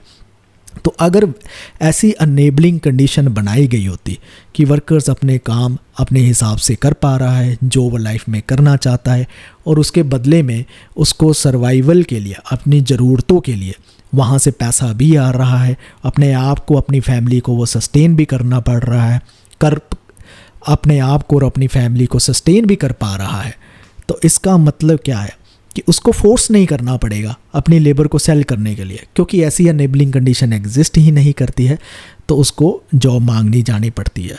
तो वो जब जॉब के लिए जाता है तो वहाँ पर जॉब की कंडीशंस बनी होती है कि आपने इतने घंटे काम करना है, आपने ये करके देना है हमें। यह सारी कंडीशन जो है उसे फोर्स कर रही है कि वो अपनी लेबर को सेल करने में मजबूर हो रहा है। और लीगल फ्रीडम है जहाँ पर उसको लिबर्टी दे रखी है कि वो कुछ भी कर सकता है, तो यहाँ पर कहते क्या ही लिबर्टी है, कुछ लिबर्टी नहीं है, वो शैम लिबर्टी कहते हैं इसे। वो कहते हैं दास कैपिटल जो 1867 में पब्लिश होती है, उसमें वो क्लियरली समझाते हैं कि सोसाइटी की कैसे इकोनॉमिक स्ट्रक्चर ही बना दी गई है अंडर द कैपिटलिज्म सिस्टम, जिसमें फ्री मार्केट की बातें की जा रही है, लिबर्टी की बातें की जा रही है, जिसमें रियल चॉइसेस जो हैं बहुत ज़्यादा लिमिट हो गई है आपकी लाइफ में, जिसे वेज स्लेवरी भी कहते हैं। वेज स्लेवरी का मतलब हो गया कि आप अपनी लाइफ में जी किसके लिए हो, सिर्फ वेज के लिए। एक तनख्वाह आती है आपको और बस वो खर्च हो जाती है, फिर आप वेट करते हो कब आएगी, बस यही चलता रहता है। ये आपका सर्वाइवल मोड ही चल रहा है अभी तो ज़िंदगी कैसे जियोगी। इसी एग्जाम्पल को वापस जोड़े इंट्रोडक्शन वाली एग्जाम्पल से, जहाँ मैं कह रहा था अभी लड़ाई किसकी चल रही है, बेसिक नीड्स की ही लड़ाई चल रही है अभी तक भी। बेसिक लिबर्टीज़ ही नहीं हमें जो है उसको ही हम पा पाए हैं, लेकिन एडवांस लेवल कहाँ पर है। तो यही कह रहे हैं कि आपकी रियल चॉइसेस लिमिटेड है। लग्जरी कार लेकर दिखाओ, क्योंकि लिबर्टी तो है ना, कैपिटलिज्म में ले सकते हो, कहाँ ले पाओगे, चॉइसेस लिमिटेड है। इकोनॉमिक स्ट्रक्चर वैसी इस्टेब्लिश कर रखी है और आपको ये महसूस कराया जाता है अंडर द कैपिटलिस्ट सिस्टम कि आप कमज़ोर हो, आप कैपेबल नहीं हो, आप टैलेंटेड नहीं हो, आप शायद हार्ड वर्किंग नहीं हो, इसलिए आप वहाँ तक नहीं पहुँच पाए हो जहाँ पर दूसरी क्लास या दूसरी क्लास के लोग जो है पहुँच पाए हैं। तो मार्क्स बेसिकली कहते हैं ट्रू लिबर्टी तभी इंश्योर हो पाएगी जब ऐसे वर्कर्स जो हैं, जो वेज स्लेवरी कर रहे हैं अंडर द कैपिटलिज्म, वो प्रोडक्शन को कंट्रोल करना शुरू कर दें, यानी मींस ऑफ प्रोडक्शन, यानी फैक्ट्रीज़ में जो मैन्युफैक्चरिंग का काम होता है उन फैक्ट्रीज़ पे उनका कंट्रोल हो। जो भी समाज में प्रोड्यूस किया जा रहा है, बनाया जा रहा है, उन पे उनका कंट्रोल हो। अगर उन पे उनका कंट्रोल होगा तो धीरे धीरे वो समझेंगे कि जो हमारे पर एक्सप्लॉयटेशन हो रही थी वो ऐसी एक्सप्लॉयटेशन किसी और के साथ नहीं होने देंगे और उसको एंड करने के बारे में सोचेंगे। तो ऐसी सारी चीज़ें जो कार्ल मार्क्स कहते हैं वो बेसिकली कहते हैं कि कैपिटलिज्म सिस्टम के अंडर ट्रू लिबर्टी पॉसिबल नहीं है। इसके बाद लिबर्टी का कंसेप्ट आता है अमर्त्य सेन का, उनकी डेवलपमेंट एज फ्रीडम 1919 में राइटिंग आती है। तो वो कहते हैं लिबर्टी आप इंश्योर कर देते हो, कॉन्स्टिट्यूशनल गारंटी दे देते हो, ये सब कुछ ठीक है, लेकिन कैपेबिलिटीज़ एक्सपेंड करना उसके साथ ज़रूरी है। कि आपको लिबर्टी तो दे दी गई है कि आप एक्सरसाइज कर सकते हो, लेकिन आप क्या उस लिबर्टी को एक्सरसाइज करने के लिए कैपेबल हो या नहीं हो, ये मायने रखेंगे। अब ये क्या मतलब होता है, इन सभी चीज़ों को हमने समझना है। वो कहते हैं फ्रीडम मीनिंगलेस है अगर एजुकेशन, हेल्थ और सिक्योरिटी जैसी चीज़ों में आपको कैपेबल नहीं बनाया जा सकता, सो डैट आप अपॉर्चुनिटीज़ पर काम कर सको। मान लीजिए इस दुनिया में, इस व्यवस्था में जो बन रखी है सोसाइटी में, सरकारों ने बहुत सारी चीज़ों में काम किया है, कोई अपॉर्चुनिटी मिलती है, कोई जॉब निकलती है, तो लेकिन आप उसको कर सकते हो, ये डिपेंड करेगा। तो जॉब्स की अपॉर्चुनिटी सबको मिल रखी है, ठीक है, लेकिन उसको करने के आप कैपेबल हो या नहीं हो, ये डिपेंड करेगा आप उसने एजुकेट हो भी नहीं उस लेवल के, या आपके पास उतने स्किल हो रखे हैं डेवलप या नहीं हो रखे। तो कैपेबिलिटीज़ डेवलप करने में काम करने की ज़रूरत है। वहीं हेल्थ भी जो है वो भी एक कैपेबिलिटीज़ को ही दर्शाता है। वही इंसान अगर कैपेबल नहीं है किस चीज़ के लिए, कि वो जॉब करने के लिए मेंटली फिट नहीं है या फिज़िकली फिट नहीं है, तो क्या करोगे? तो उनकी इस हेल्थ को कौन इंश्योर करेगा? अगर हेल्दी इंसान उस जॉब के लिए अप्लाई कर सकता है, एक अनहेल्दी नहीं कर पा रहा, वो अनहेल्दी इसलिए है क्योंकि जो उसके आसपास की सिचुएशनें हैं उसको अनहेल्दी बना रही है। गंदा पानी पी रहा है, स्लम्स में रह रहा है, ये सारी कंडीशंस के चलते हुए वो कैसे जो है अपनी मीनिंगफुल लाइफ जी पाएगा? वो मीनिंगफुल नहीं, मीनिंगलेस लाइफ ही जिएगा। इसको ट्रू फ्रीडम कभी मिलेगी नहीं। तो इसलिए जॉब्स के लिए जो अप्लाई करना चाहते हैं, जिनको स्कूलिंग ही नहीं अच्छे तरह से मिले, क्या ही अप्लाई करेंगे? न्यूट्रिशन ही नहीं अच्छे तरह से मिलेगा तो कैसे ही वो सर्वाइव कर पाएंगे इस वर्ल्ड में? तो इसलिए कहते हैं लिबर्टी जो है वो एक एंड गोल तो है, लेकिन उसके साथ एक मीन भी है। मीन और एंड गोल दोनों की तरह देखना है हमने लिबर्टी को, डेवलपमेंट और प्रोग्रेस के लिए। और लिबर्टी को इस लेवल पर इंश्योर करना है कि लिबर्टी को एक्सरसाइज भी लोग कर सके। लिबर्टी कागजी लिबर्टी नहीं रहनी चाहिए, तो इसलिए कैपेबिलिटी का उनका आइडिया आता है। मैकफर्सन भी लिबर्टी का आइडिया देते हैं। उनकी एक राइटिंग है critical theory of possessive individualism. Possessive individualism को लेकर क्वेश्चन भी आते होते हैं, 1962 में आते हैं, और इसमें बेसिकली वो क्लासिकल जो लिबरल लिबर्टी है उसको क्रिटिसाइज करते हैं।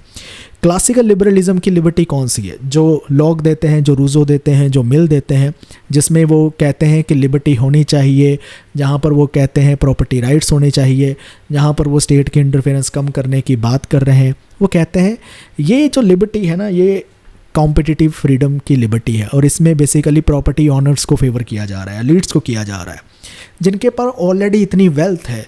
तो वहाँ पर अगर आप लिबर्टी इंश्योर कर रहे हो प्रॉपर्टी जैसी चीज़ों की, कहते कोई मायने नहीं बनते, हमेशा वही आगे बढ़ते रहेंगे। जिनके पास कुछ है ही नहीं, बहुत कम से शुरुआत करनी है लाइफ में, वो कैसे लिबर्टी इंजॉय कर पाएंगे? उनको लिबर्टी कैसे फेवर कर रही है? ये कैसी लिबर्टी है जहाँ पर वो आगे बढ़ ही नहीं सकते जहाँ पर वो पहुँच रखे हैं? तो यहाँ पर कह रहे हैं प्रॉपर्टी ऑनर्स, बड़े बड़े लैंड ऑनर्स जो हैं, बड़ी बड़ी फैक्ट्रियों के मालिक, बड़े बड़े इंडस्ट्रियलिस्ट जो भी होंगे और एलिट्स क्लास में के होंगे, उनको ही ऐसी लिबर्टी फेवर कर रही है जो लॉक, मिल या रूजो लेकर आ रहे हैं।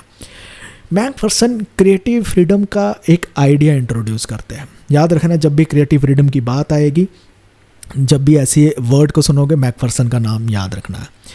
तो वे कहते हैं इंसान क्या करना चाहता है, उसको सबसे ज़्यादा खुशी होती है जब वो कुछ क्रिएट करता है, जो वो कुछ प्रोड्यूस करता है, जो वो अपनी मर्जी से करना चाहता है और वो कर भी पाए।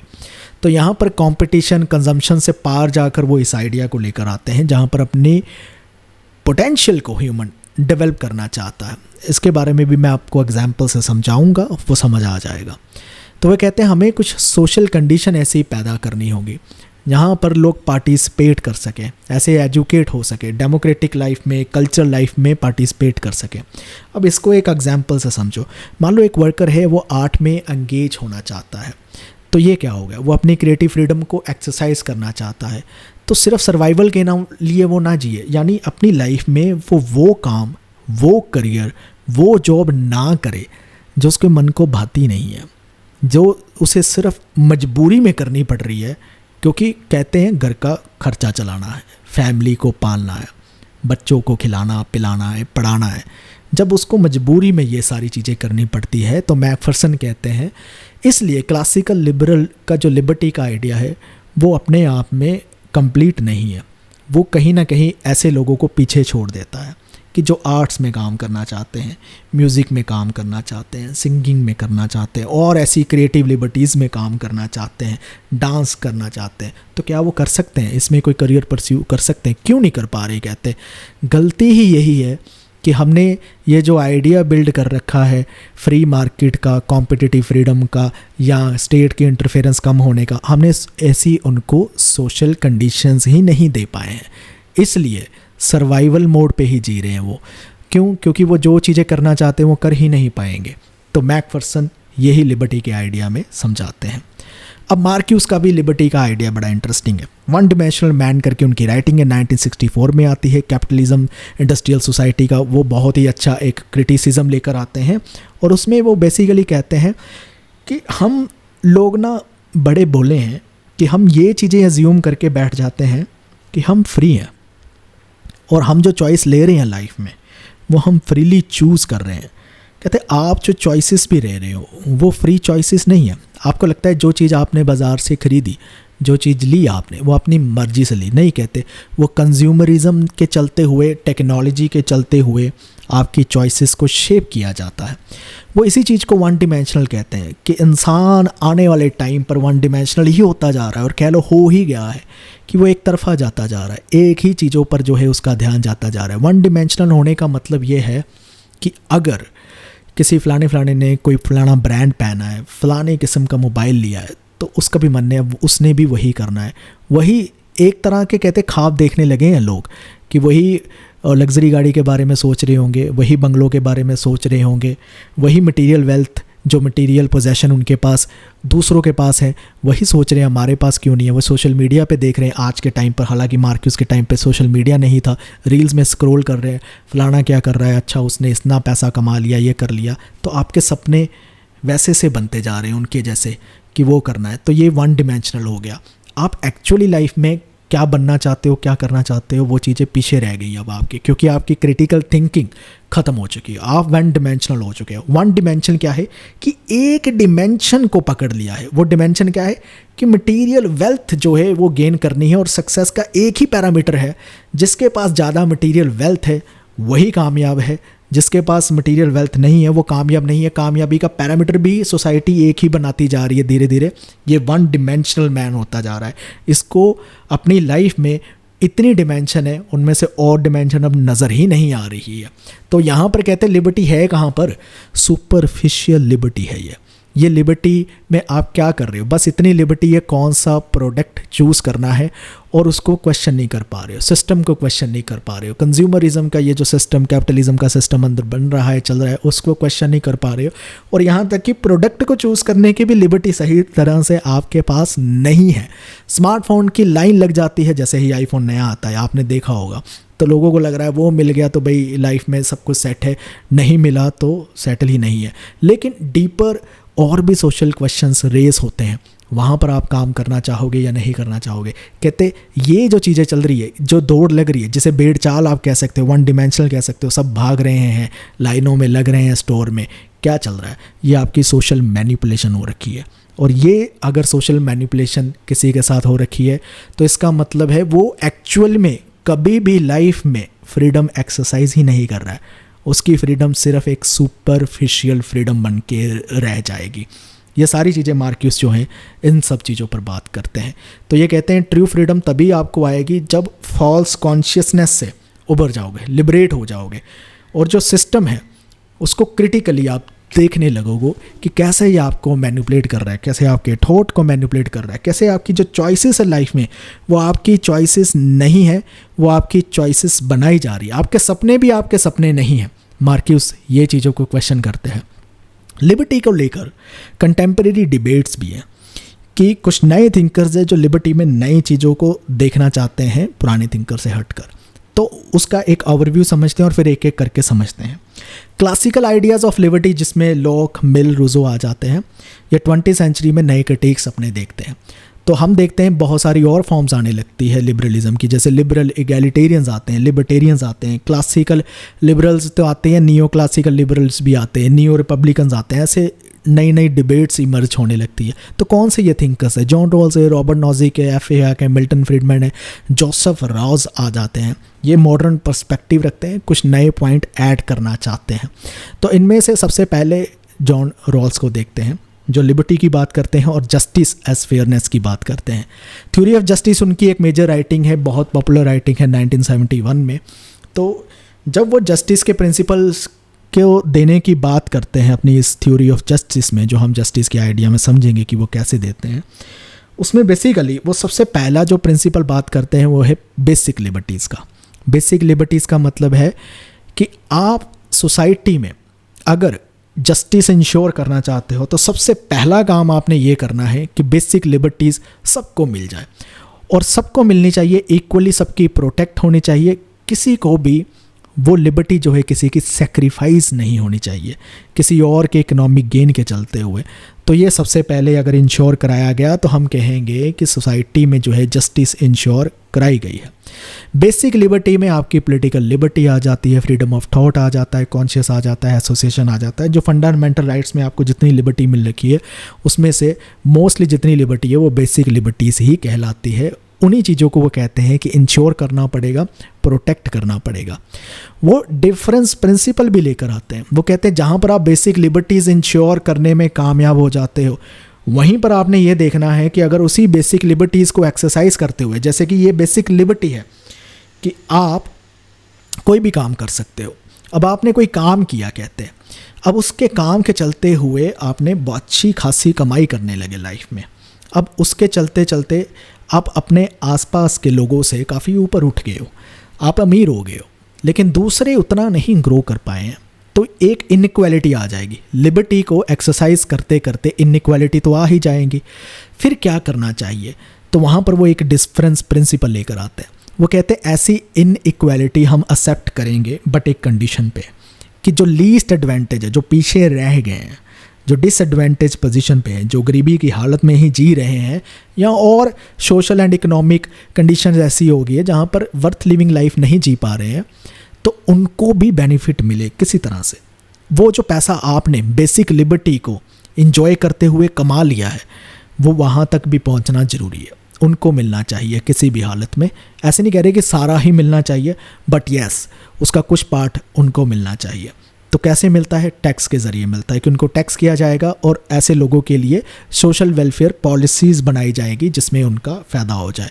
तो जॉन रॉल्स ये लिबर्टी का एंगल लेकर आते हैं कि जहाँ पर प्रॉब्लम आ रही थी ना कि जब हम लिबर्टी को इंक्रीज़ करते हैं, बेसिक लिबर्टी को इंश्योर करने लगते हैं समाज में, सोसाइटी में, सरकारें करती हैं इंश्योर, और उसके चलते हुए इनइक्वालिटीज़ आने लगती थी। सारी डिबेट जॉन रॉल्स कहते हैं कंक्लूड कर सकते हैं हम, अगर हम इनइक्वालिटीज़ अगर आ रही है तो उसमें ध्यान रखिए कि लीस्ट एडवांटेज लोगों को भी साथ में बेनिफिट मिलता जाए। तो ऐसी बेसिक लिबर्टी में अगर किसी ने कमाया है और लीस्ट एडवांटेज को बेनिफिट मिल गया है तो बढ़िया है, यहाँ पर कुछ गलत नहीं हो रहा।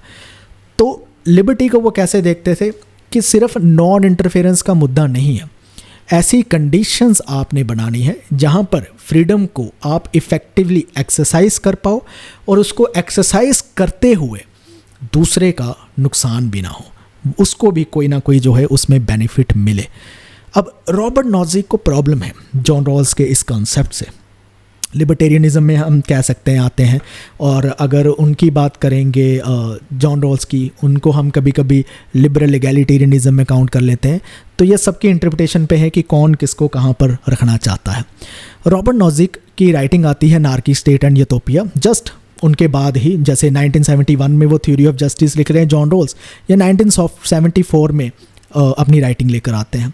और ये लिबर्टेरियनिज़म की वैल्यूज़ को, जिसमें लिबर्टी ज़्यादा इंपॉर्टेंट है, उसको प्रोटेक्ट करते हैं। हालांकि हमने देखा है रॉल्स भी प्रोटेक्ट कर रहे हैं कि बेसिक लिबर्टी इंश्योर करनी चाहिए, बट रॉल्स का डिफरेंस प्रिंसिपल के साथ नॉजिक को जो है थोड़ी सी प्रॉब्लम है कि यहाँ पर गलत कर रहे हैं रॉल्स, कि लिबर्टी को प्रोटेक्ट करने के चक्कर में आप हार्म भी कर रहे हो। वो कैसे कर रहे हो वो भी समझेंगे हम।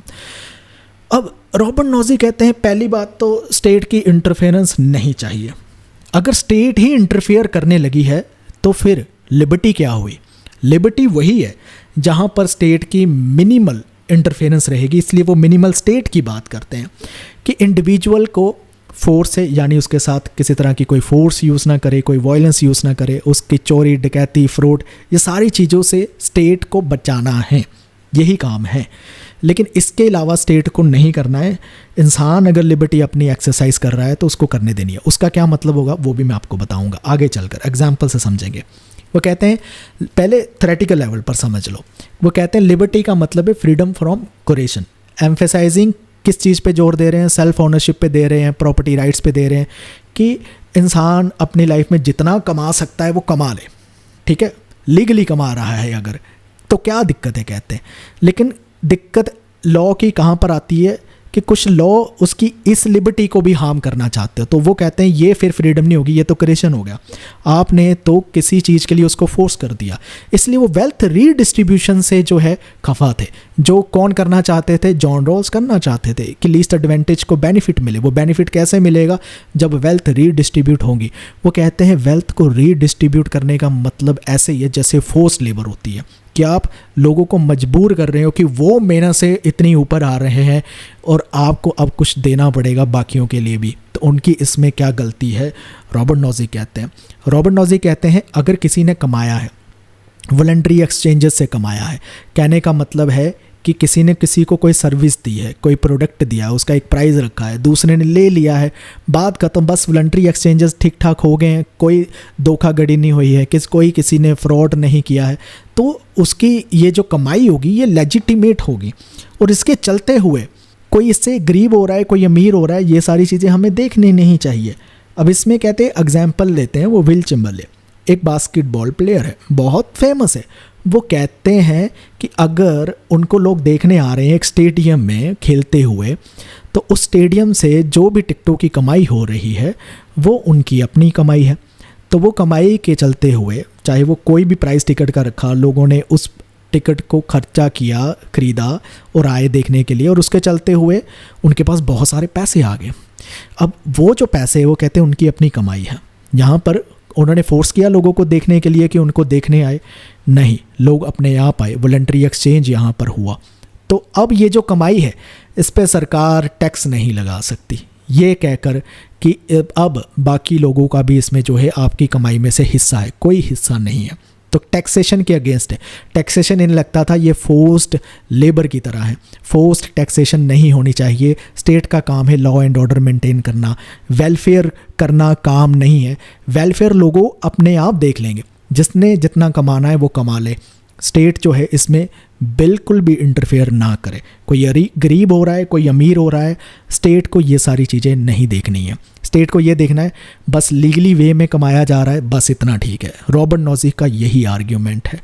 और फिर बात करते हैं हयाक की, वो बात करते हैं स्पॉन्टेनियस ऑर्डर की। वो लिबर्टी को स्पॉन्टेनियस ऑर्डर के साथ देखते हैं। अब ये समझना है कि ये आइडिया क्या है। कॉन्स्टिट्यूशन ऑफ लिबर्टी 1960 में उनकी राइटिंग आती है और इसी में वो कहते हैं कि लिबर्टी जो है वो है फ्रीडम फ्रॉम कुरेशन, जैसे नॉजिक भी बात कर रहे थे, लेकिन यहाँ पर वो कुछ और चीज़ें भी ऐड ऑन करते हैं। वो कहते हैं कि हम एक ऐसा जो लीगल फ्रेमवर्क इस्टेब्लिश करना चाहते हैं जो एक स्टेबल लीगल फ्रेमवर्क होना चाहिए, आर्बिट्रेरी रूल्स के बेसिस पे नहीं होना चाहिए। क्योंकि है कहते हैं कि ये सोशल सिस्टम जो है सोसाइटी का बनाया हुआ, जो सोसाइटी है वो स्पॉन्टेनियसली इवॉल्व होती है। और जब वो स्पॉन्टेनियसली इवॉल्व होती है ना, अपने आप अपने तरीके से ऑर्गेनिकली, तो बहुत अच्छी इवॉल्व होती है, नई इन्वेंशन होती है, नई डिस्कवरी होती है, बहुत ही चीज़ें प्रोग्रेस फास्ट हो सकती है। लेकिन जैसे ही आप उसे कंट्रोल करने की कोशिश करोगे, ऐसे ही आर्बिट्ररी रूल्स बनाकर अपनी मर्जी से लॉ बना लिया, ये कर सकते हो वो नहीं कर सकते हो, ये सारी चीज़ें उसे कंट्रोल करने लगोगे, तो वैसे वो स्पॉन्टेनियस ऑर्डर जो है वो डिस्टर्ब कर रहे हो और उसके चलते हुए चीज़ें ख़राब हो जाएगी। अब स्पॉन्टेनियस ऑर्डर कैसे मेंटेन होगा? स्पॉन्टेनियस ऑर्डर तभी मेंटेन होगा ना जब आप उनको एक फ्रीडम दोगे, ऐसी फ्रीडम जिसमें किसी तरह की रिस्ट्रिक्शंस नहीं लगाई जा रही, कोई भी आलतू फालतू की अनड्यू रिस्ट्रिक्शंस नहीं लगाई जा रही। तो वो कहते हैं पर्सनल फ्रीडम जितनी दे सकते हैं समाज में लोगों को देनी चाहिए। क्यों? क्योंकि इससे इनोवेशन होती है, अडेप्टेशन होती है, सोशल प्रोग्रेस होती है, नई इन्वेंशन होती है, नई डिस्कवरी होती है। और ये वार्न करते हैं कि गवर्नमेंट की इंटरवेंशन जैसे ही होगी, लिबर्टी जो है ख़त्म हो जाएगी और उसके चलते हुए चॉइसेस की रिस्ट्रिक्शंस ख़त्म हो जाएगी और डिपेंडेंसी क्रिएट होने लगेगी। फिर लोग वैसे नहीं चीज़ें कर पाएंगे जो अपने आप वो करना चाहते हैं। अगर वेलफेयर स्टेट ही ले आओगे तो क्या होगा? लोग डिपेंड रह जाएंगे, स्टेट पे ही डिपेंड रह जाएंगे। लोग जो है क्या करेंगे? सरकार से सरकारी जॉब्स मांगने लगेंगे, सड़कों पर आ जाएंगे कि हमें जॉब दो, जॉब्स क्यों नहीं निकाली जा रही? क्यों?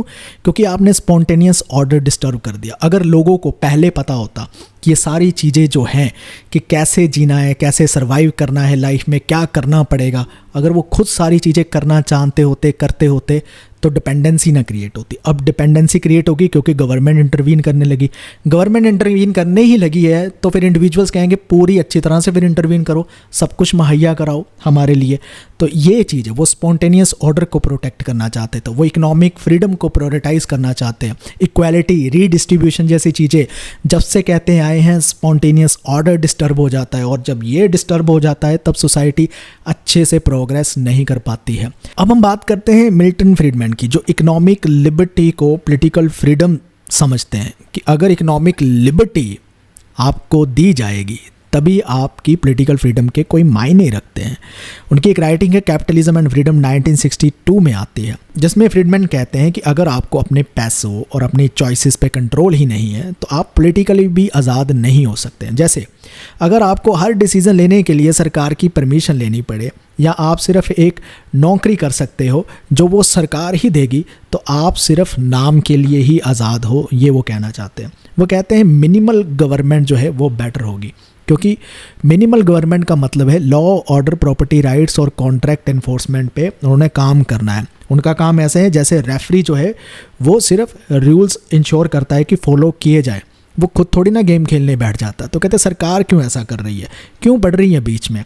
तो इसकी वो एग्जांपल भी देते हैं कि मार्केट में चॉइसेस को सपोर्ट करते हैं वो, कि कौन से स्कूल में पेरेंट्स अपने बच्चे को डालना चाहते हैं, इसकी चॉइस होनी चाहिए, ना कि वहाँ पर एक ही स्कूल होना चाहिए सरकारी और सरकार कहे कि आपको वहीं पढ़ना पड़ेगा। ये सारी चीज़ें नहीं होनी चाहिए। जितनी ज़्यादा कहते हैं इकोनॉमिक लिबर्टी हमें मिलती जाएगी उतना ही अच्छा पॉलिटिकल फ्रीडम को भी हम एक्सरसाइज करते जाएंगे। और इसीलिए वो वेलफेयर जैसे प्रोग्राम्स को क्रिटिसाइज़ करते आ रहे हैं। वो कहते हैं कि ये वेलफेयर प्रोग्राम जिसमें वेल्थ को रीडिस्ट्रीब्यूट किया जा रहा है उसमें इकोनॉमिक और पॉलिटिकल लिबर्टी दोनों को ही नुकसान पहुंच रहा है। आप ये नहीं कह सकते कि इकोनॉमिक लिबर्टी को पहुंच रहा है, साथ में पॉलिटिकल लिबर्टी को भी पहुंच रहा है, क्योंकि आपको मैंने बताया है कि लिबर्टीज़ कैसे ओवरलैपिंग होती है। उस आइडिया को अब याद करिए जो शुरू में किया था। तो जब मैंने कहा था एक लिबर्टी को हार्म पहुंचेगा वही दूसरी लिबर्टी को हार्म पहुंचेगा, वही चीज़ मिल्टन फ्रीडमैन यही समझाने की कोशिश कर रहे हैं कि कैसे इकोनॉमिक लिबर्टी ना होने से पॉलिटिकल फ्रीडम को भी जो है हार्म पहुंचने लगता है। जैसे कि मैंने एग्जांपल बताया कि जॉब भी आपको सरकार दे, ठीक है, सरकार ही आपके खर्चे दे, सरकार ही आपका वेलफेयर करे, सब चीज़ें सरकार करने लगेगी तो आप क्या कर रहे हो, तो आपकी फिर पॉलिटिकल फ्रीडम कहाँ पर है जब चीज़ें ही सब सरकार करने लगेगी। तो कहते हैं ये जो वेलफेयर प्रोग्राम होते हैं, फ्री पानी देना, फ्री बिजली देना और बहुत सारी सब्सिडीज़ और बहुत सारी फ्री की चीज़ें देने लगती है सरकार जस्ट अपने पॉलिटिकल बेनिफिट्स के लिए, वोट बैंक बनाने के लिए, उसको जीतने के लिए। इसके चलते हुए हो क्या रहा है, हो ये रहा है लोग डिपेंडेंट हो रहे हैं, वो फ्री चॉइसेस एक्सरसाइज नहीं कर पाएंगे, अपने तरीके से काम नहीं कर पाएंगे, समाज में इनोवेशन नहीं बनेगी। बाकी के सारे आर्ग्यूमेंट आप जो हैक ने दिए हैं उसके साथ जो है वो देख सकते हैं। तो इन शॉर्ट फ्रीडमैन क्या कहते हैं, इकोनॉमिक चॉइस की बात करते हैं कि मार्केट में होनी चाहिए, फ्री मार्केट होनी चाहिए। वो कहते हैं ये सारी चीज़ें मैटर करती है, वेल्थ डिस्ट्रीब्यूशन से भी मैटर ज़्यादा करती है, इक्वल आउटकम्स होने चाहिए उससे भी ज़्यादा मैटर करती है, मिल्टन फ्रीडमैन ये कहते हैं। अब हम बात करते हैं जोसेफ रास की जो ऑटोनॉमी और मॉरल लिबर्टी का आइडिया लेकर आते हैं। ये एक नया पर्सपेक्टिव ऐड करने लगते हैं लिबर्टी में। इनकी एक राइटिंग है मोरालिटी ऑफ फ्रीडम 1986 में आती है और ये कैसे पॉजिटिव नेगेटिव लिबर्टी को लिंक कर देते हैं ऑटोनॉमी से, हमने वो सारी चीज़ें देखने हैं। कहते हैं लिबर्टी होना अपने आप में काफ़ी नहीं है कि नॉन इंटरफेरेंस, स्टेट इंटरफेयर ना करे, लोगों के पास चॉइसेस होनी चाहिए अपने डिसीजन लेने की, ये सारी चीज़ें कहते हैं हम समझ आए हैं, पढ़ आए हैं अभी तक। लेकिन इसमें एक एंगल है जो आपको समझने की ज़रूरत है। कहते हैं लिबर्टी का मतलब है पर्सनल ऑटोनॉमी एक्सरसाइज करना, कि अपने डिसीज़न ले पाना, अपनी चॉइसेस जो है फ्रीली एक्सरसाइज कर पाना। लेकिन कहते सोचने वाली बात है कि वो जो चॉइसेस है वो इन्फॉर्म्ड और मीनिंगफुल भी है। मान लीजिए कहते आपके लिए दो ख़राब जॉब्स अवेलेबल है, दोनों में से एक लेनी पड़ेगी आपको, तो कहते आपने चूज़ भी किया तो क्या ही चूज़ किया, ये कोई आपकी मीनिंगफुल और इन्फॉर्म्ड चॉइसेस नहीं थी, ये तो मजबूरी में चीज़ चूज़ की, ठीक है। और ऐसे ही कहते होता है जब आपको दो नेता में से कोई चुनना पड़ता है तो आप क्या करते हो, दोनों ही आपको ठीक नहीं, मजबूरन एक चुनना पड़ता है। हालांकि नोटा की भी ऑप्शन होती है बट स्टिल मजबूरियाँ वहाँ पर भी है, आप तो चाहते हैं ना कोई अच्छा रिप्रेजेंटेटिव हो। इसीलिए वो कहते हैं जितनी भी चॉइसेस आपकी होती है वो ज़रूरी नहीं है कि वो फ्रीडम रिफ्लेक्ट करती है। सिर्फ आपने फ्रीली चूज़ किया है वो फ्रीडम रिफ्लेक्ट नहीं करता है। जैसे कि हम पीछे जो पढ़ा है, फ्रीडमैन को पढ़ लो, नॉजिक को पढ़ लो, चाहे आपने हैक को पढ़ लो, वो ऐसे ही फ्रीली चॉइसेस की बात करते हैं। वो चॉइसेस फ्रीली कहते हैं आप कर दोगे, लेकिन वो मीनिंगफुल है कि नहीं, वो क्रुशियल है। रियल ऑटोनॉमी, ऑटोनॉमी का मतलब है आप अपने फैसले खुद ले पा रहे हो लाइफ में, चॉइसेस फ्रीली एक्सरसाइज कर पा रहे हो, यही ऑटोनॉमी का मतलब है। ये कहते हैं अब गरीबी से बचने के लिए आप गैम्बलिंग करने लगते हो।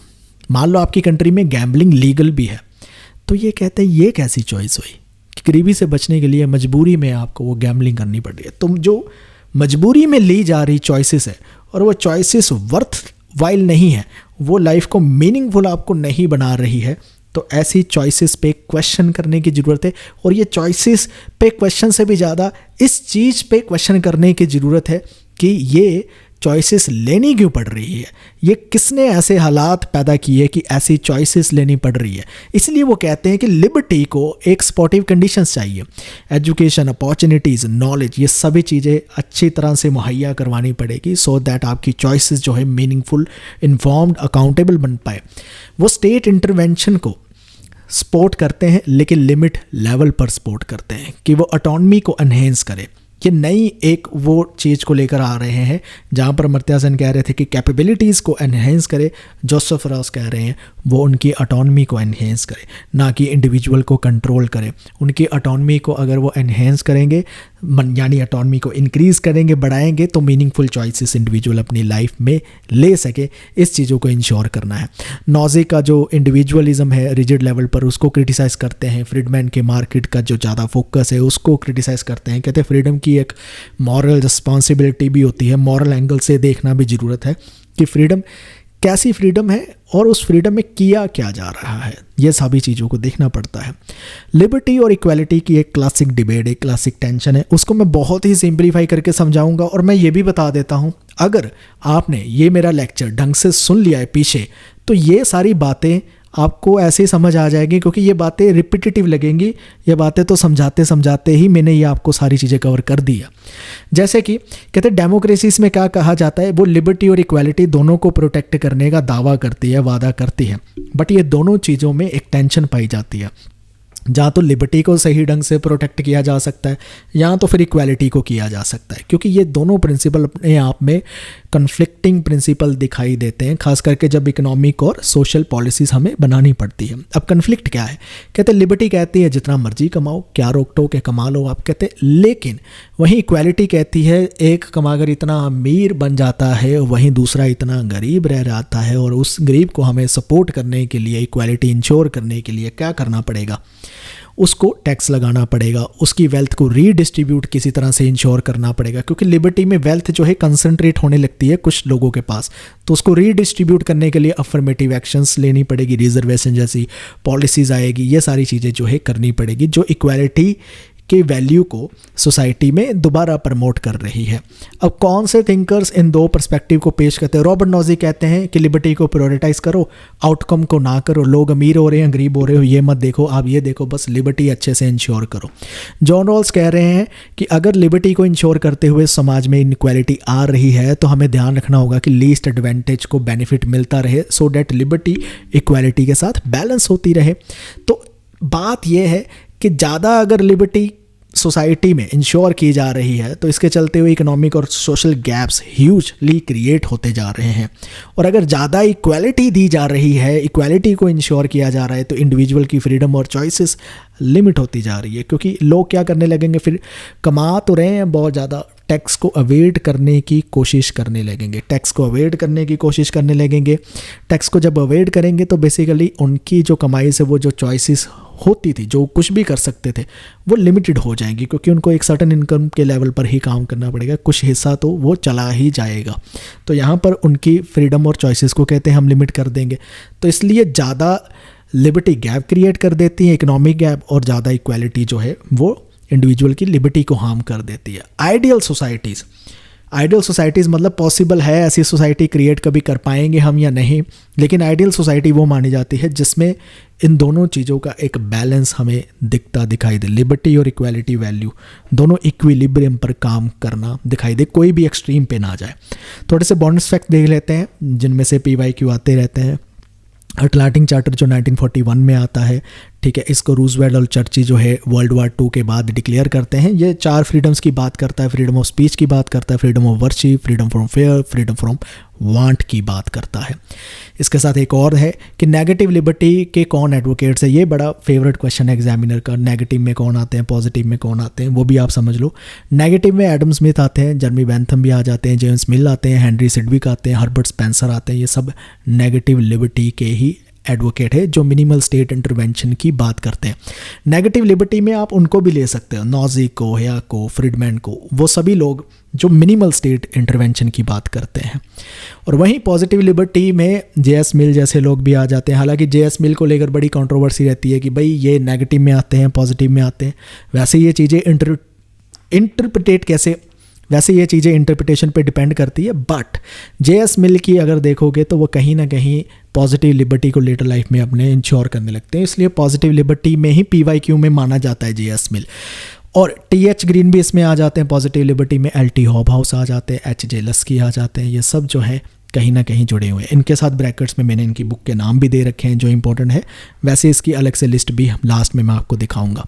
बेंजामिन कॉन्स्टेंट का एक बोनस फैक्ट है कि 1819 में वो एक लेक्चर देते हैं, the liberty of Asians compared with that of मॉडर्न्स, ये उनके लेक्चर का नाम है, जहाँ वो कहते हैं जब पुराना टाइम था, ग्रीक का टाइम था, तो वहाँ पर लिबर्टी क्या होती थी, जिसे वो कहते हैं liberty of ancient, political participation he liberty होती थी। वहीं कहते जो नया कॉन्सेप्ट है लिबर्टी का, जिसे वो लिबर्टी ऑफ मॉडर्न्स कहते हैं, यहाँ पर बहुत सारे राइट्स की बात की जा रही है, बहुत सारे इंडिविजुअल की ऑटोनॉमी की बात की जा रही है कि वो फ्रीली चॉइसेस एक्सरसाइज कर रहे हैं।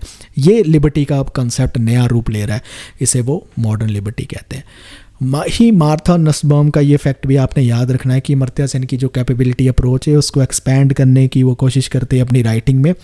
उनकी राइटिंग में वो बेसिकली कहते हैं कि कौन कौन सी कैपेबिलिटी जो है स्टेट को इंश्योर करनी चाहिए कि इंडिविजुअल की इंक्रीज़ की जाए, जिसमें हेल्थ, डिग्निटी, सोशल पार्टिसिपेशन जैसी वो लिस्ट लेकर आती है। ऐसी वो 10 लिस्ट लेकर आती है अपनी writing creating capabilities the human development approach 2011 में आती है। इसके साथ आपको ये भी एक फैक्ट याद रखना है, अगर पूछ लिया जाता है तो फिलिप पेटिट और क्विंटन स्किनर ये रिपब्लिकन फ्रीडम की एडवोकेट करते हैं। रिपब्लिकन फ्रीडम वो फ्रीडम होती है जिसमें किसी तरह की डोमिनेशन ना हो, कोई भी अपनी पावर का मिसयूज़, आर्बिट्रेरी यूज़ ना कर रहा हो, सिविक एंगेजमेंट जिसमें इंश्योर की जाए लोग पार्टिसिपेट कर सके, और इंस्टीट्यूशनल सेफगार्ड्स हो उस लिबर्टी को प्रोटेक्ट करने के लिए। तो इनकी एक राइटिंग है वो है republicanism a theory of freedom and government, जो 1997 में आती है। अगर लिबर्टी की मेजर वर्क्स की लिस्ट देखोगे वो आपको नोट्स में मिल जाएंगी, यहाँ पर मैंने शामिल कर रखी है। एक बार इनको आपने ओवरव्यू करना ही करना है, देखना है कि क्या क्या लिखा गया है, कौन कौन सी बुक है, कौन कौन सी राइटिंग है। वैसे मैंने ऑर्डर में लगा रखी है, एक बार ओवर थ्रू कर लोगे तो आपको ये चीज़ें याद हो जाएंगी। पहली बार में नहीं होती है, 1-2 बार देखना पड़ता है, समझना पड़ता है और फिर जाकर याद होती है। कहीं ना कहीं आपको जब थिंकर्स के आइडिया याद होने लगते हैं, कॉन्सेप्ट याद होने लगते हैं, तो आपको कहीं ना कहीं उनकी बुक का टाइटल भी समझ आने लगता है कि हाँ ये टाइटल इसलिए ऐसा रखा गया है। तो जैसे बर्लिन का आपको पता होगा कि उन्होंने लिबर्टी के 2 कंसेप्ट दिए, नेगेटिव पॉजिटिव, तो उनके लेक्चर का नाम भी यही हो गया। तो ये सारी चीज़ें जो है धीरे धीरे आपको समझ आती जाएगी। मार्क्यूस जैसे 1 डिमेंशनल मैन की बात करते हैं, यही उनकी राइटिंग का नाम हो गया, ठीक है। और रॉबर्ट नॉजिक जो है वो बात करते हैं कि कैसे स्टेट की मिनिमल इंटरवेंशन होनी चाहिए, और अगर मिनिमल इंटरवेंशन होगी, स्टेट ज़्यादा नहीं होगी, अनार्की जैसी क्या सिचुएशन आएगी, तो ये सारी चीज़ों पर बात करते हैं। तो ये ऐसे चीज़ें आपने याद कर लेनी है, और ये मुझे लगता है इंपॉर्टेंट वर्क है लिबर्टी पे इतने फिलोसफर्स ने, इतने थिंकर्स पे काम किया है, सो डैट उसकी लिस्ट जो है एक लंबी लिस्ट बन जाती है। और ये लिस्ट को आपने अंडर एस्टिमेट नहीं करना है कि ठीक है दे दिए देख लेंगे, इसमें से क्वेश्चन बनता है, क्योंकि जब फैक्चुअल क्वेश्चन बनता है वो बुक का बना देते हैं, कोई भी बुक उठाकर रैंडमली पूछ लेंगे आपको, तो इसलिए इसको देखना जरूरी है। यहाँ से हमने नंबर लेकर आने हैं, नंबर जाने नहीं देने हैं। चलिए इसके साथ एक और चीज़ आपको दिखाते हैं। एआई का ज़माना आ गया है और एआई के साथ मैं भी पंगे लेता रहता हूँ। तो बेसिकली मुझे कोडिंग तो नहीं आती, बट अब एआई की वजह से मैं कोड डेवलप कर लेता हूँ। तो उसके चलते हुए क्या कर सकते हैं हम कि एक ऐप डेवलप की है मैंने, ये आपको लिंक मैं शेयर कर दूंगा, आप इसको फ्रीली एक्सेस कर सकते हो अपने मोबाइल फ़ोन से, टैबलेट से, लैपटॉप से, कहीं से भी। और ये देखते रहना है, मैंने एक रडार सिस्टम तैयार कर दिया है आपको ये चीज़ समझाने के लिए कि कौन सा थिंकर किन चीज़ों को टच कर रहा है। जैसे थॉमस हॉब्स निकालोगे यहाँ से, तो आपको पता चलेगा कि यहाँ पर जो पॉइंट है सेंटर पे वो 0 होगा। जैसे बढ़ोगे 1, 2, 3, 4, 5 ऊपर बढ़ता जाएगा। तो हॉब्स जो स्टेट की इंटरफेरेंस की बात करते हैं तो 5 पॉइंट है, यानी वो स्टेट की काफ़ी इंटरफेरेंस की बात करते हैं। वहीं यहाँ पर जब 0 की वैल्यू है, आगे बढ़ते जाएंगे कि वो इंडिविजुअल की फ्रीडम की बात कर रहे हैं या कलेक्टिव लिबर्टी की बात कर रहे हैं। कलेक्टिवली इंश्योर करना चाहते हैं इंडिविजुअल की, एक्सट्रीम पे जाएंगे कलेक्टिव पर है, पीछे रहेंगे तो इंडिविजुअल है। और वहीं यहाँ पर वो ज़्यादा नेगेटिव लिबर्टी को फेवर कर रहे हैं या पॉजिटिव लिबर्टी को। अगर यहाँ पास रहते हैं, कम नंबर है 1, 2 के पास ही है, तो नेगेटिव को कर रहे हैं। जैसे बढ़ते जाएंगे पॉजिटिव को कर रहे हैं, और फिर इकोनॉमिक फ्रीडम का भी ऐसे ही चलता जाएगा। तो यहाँ पर आप ये तो देख ही रहे हो, साथ में ये भी देख सकते हो कि उनके लिए कॉन्स्टेंट कौन कौन से हैं, ठीक है, कि किन किन चीज़ों को वो मानते हैं लिबर्टी के लिए बाधा बनती है। ये जितने थिंकर हमने आज कवर किए हैं उन सबका डाटा मैंने बना दिया आपके लिए।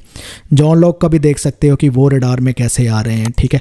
इसमें दिखाता हूँ आपको, बर्लिन का देखिए कितना अच्छा ग्राफ बन रहा है कि वो सारे एस्पेक्ट को इक्वली कवर करने की कोशिश कर रहे हैं, बहुत सारी चीज़ों पर वो चर्चा करते हैं। सेम आप एक और देखिए नॉजिक का कैसे बन रहा है। नॉजिक सीधा ही है, स्टेट इंटरफेरेंस बहुत कम, लॉ एंड ऑर्डर मेंटेन करने तक, ठीक है। और वो नेगेटिव लिबर्टी को फेवर करते हैं, इसलिए 1 पॉइंट यहाँ पर है। पॉजिटिव की तरफ वो जाना भी नहीं चाहते, और वो इंडिविजुअल की फ्रीडम को हर हालत में इंश्योर करना चाहते हैं, इसलिए कलेक्टिव की तरफ नहीं जाना चाहते। और इकोनॉमिक फ्रीडम पूरी इंश्योर करना चाहते हैं यहाँ पर, इसलिए उनका पॉइंट एक्सट्रीम लेवल पर हो जाता है। ये मत समझना कि अगर कोई सारे पॉइंट टच कर लेगा, टोटल उसका ज़्यादा हो जाएगा, सारे पॉइंट टच करने से उसकी फिलॉसफी बेस्ट है। नहीं नहीं नहीं, ये है ही नहीं, ऐसी चीज़ बिल्कुल नहीं है। रैदर हर फिलॉसफी अपने दायरे में घूम रही है अपने हिसाब से कि वो किस चीज़ को ज़्यादा वैल्यू दे रही है, कहाँ पर ज़्यादा जोर दिया जा रहा है, वो अब आप देख सकते हो। जोसेफ राज का देखोगे तो वो कहाँ पर आ रहे हैं, वो पर्सनल ऑटोनॉमी की जैसे बात करते हैं, पॉजिटिव फ्रीडम को काफ़ी वो वैल्यू कर रहे हैं, वो वहाँ पर आ रहे हैं। स्टेट के रोल को लिमिट करना चाहते हैं वही, लेकिन ऑटोनॉमी को इंश्योर करते हुए बताना चाहते हैं कि ऑटोनॉमी की कंडीशंस इंश्योर करो। वो स्टेट करेगी, इसलिए उनके पॉइंट्स नंबर स्टेट इंटरफेरेंस में थोड़े नॉजिक से ज़्यादा बढ़ जाते हैं। तो ये सारी चीज़ें आप देख सकते हो। ये भी देख सकते हो कि वो कहाँ पर किन किन चीज़ों को बाधाएं मानते हैं, जैसे कि government welfare programme, excessive regulation को फ्रीडमैन नहीं मानते हैं, नहीं होनी चाहिए। तो ये सारी चीज़ें आप समझ सकते हो, ये आपको लिंक मिल जाएगा। होपफुली हम थोड़ा सा बेटर वे में भी सीखते हैं, पीपीटी नोट्स ये सारी चीज़ें BYQ करते आ रहे हैं, इनके साथ आप खेलिए, प्ले कीजिए, आपको बहुत सारी चीज़ें समझ आएंगी, ठीक है। और ये भी आपको लिंक मिल जाएगा, टेलीग्राम ग्रुप जो हम क्रिएट करने जा रहे हैं उसमें आपको ये लिंक मिल जाएगा जो कोर्स के स्टूडेंट का होगा। तो उम्मीद करता हूँ आपने लिबर्टी के कंसेप्ट में बहुत सारी चीज़ें सीखी होंगी, और भी ऐसी बहुत सारी चीज़ें करते रहेंगे और कंसेप्ट के लिए। इस वीडियो को देखने के लिए आपका बहुत बहुत धन्यवाद। Thank you.